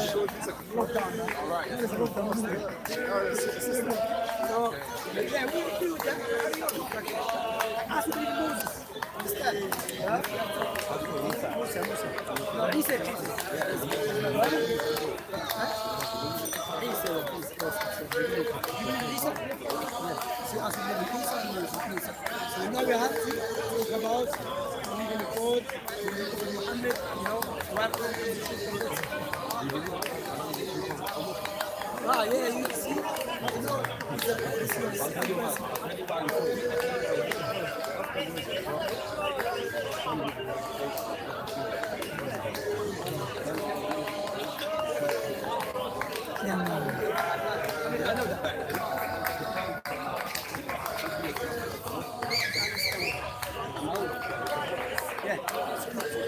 But if you believe he's a prophet of God, which is you believe in Nabi.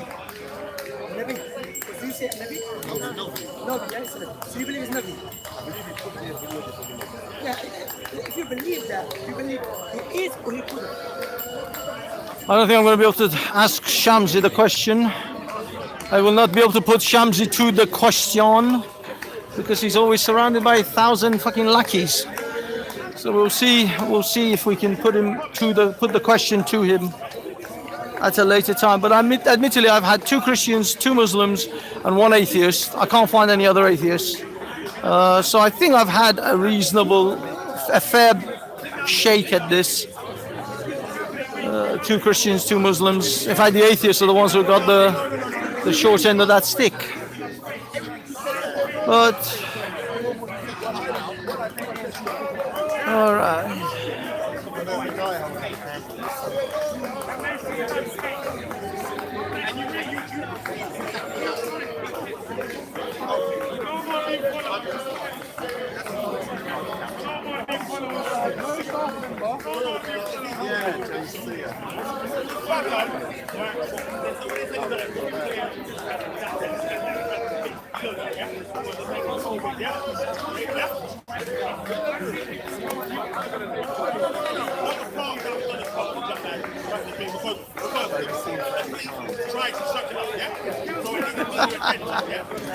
We're gonna have Shamsi in the Commonwealth Games for the next the GB 100-meter dash or hurdles. What do you think Shamsi's good at?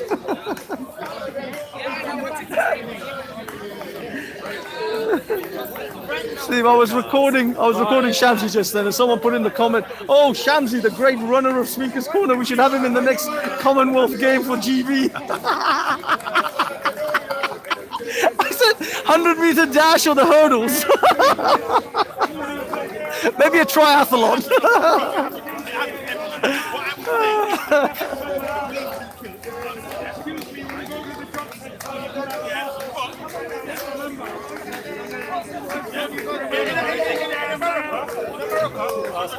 Last orders at the bar. Are they actually closing? Last orders at the bar. Oh my God, like 6 o'clock, they're gonna cut it off. Really? Last couple of weeks. Damn. Well, I suppose, that's what I mean, it's getting dark.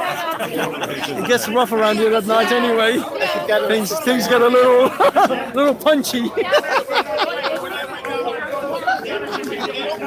Yeah, to be honest, I was actually thinking about leaving anyway at 6 o'clock, like before it gets dark, so perfect timing for me. I have no excuse, I have to leave. Because every time I want to leave or cut the stream, the people in the stream are like, no, leave it. I'm like, you're not out here freezing your ass off. I'm the one here. Oh, sorry, Banksy-style is my... Oh. Yeah.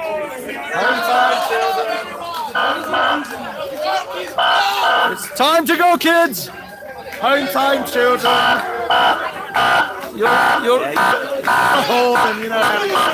Your overlord.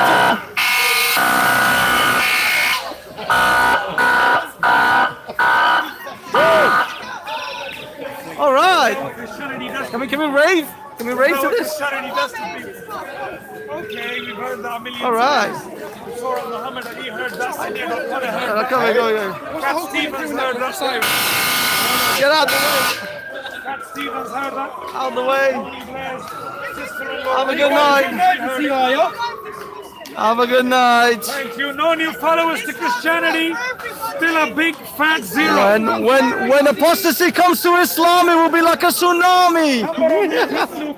Sheikh Faisal. Then he is a big fat zero. Like a tsunami. A big fat zero.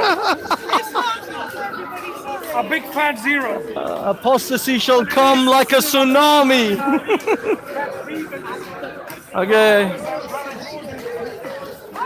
Here comes another truck. Okay, guys, it looks like they're chucking us out. We don't have a choice. We have to go. We have to pack it up.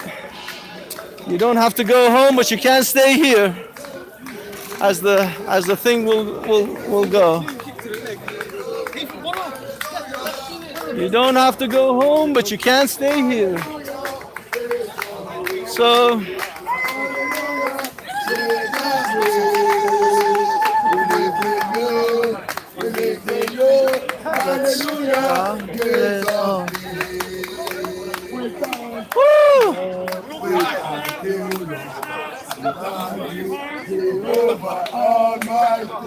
This is it, man. They're chucking us out. Bar's closed. Yeah, she's still there. She's there. She's in the mix. You don't have to go home, but you can stay here, people.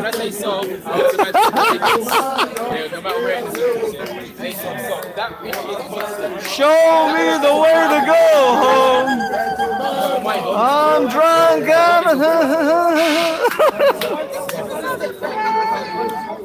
Yep. Apparently the park is closed. The bouncers are come to take us, send us home, kids. Home time, children. I always leave them. I never see them.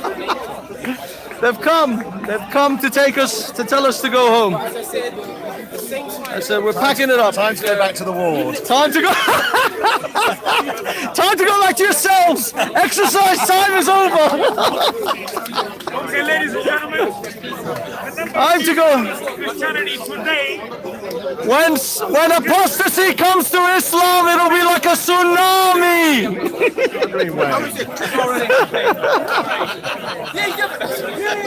And that's under the point of the penalized of death. Sorry, penalty of death. Okay, guys, I gotta go. I'm out of here. Take care. Peace. So are you an atheist? Or? Oh yeah. You're atheist. Very much in that.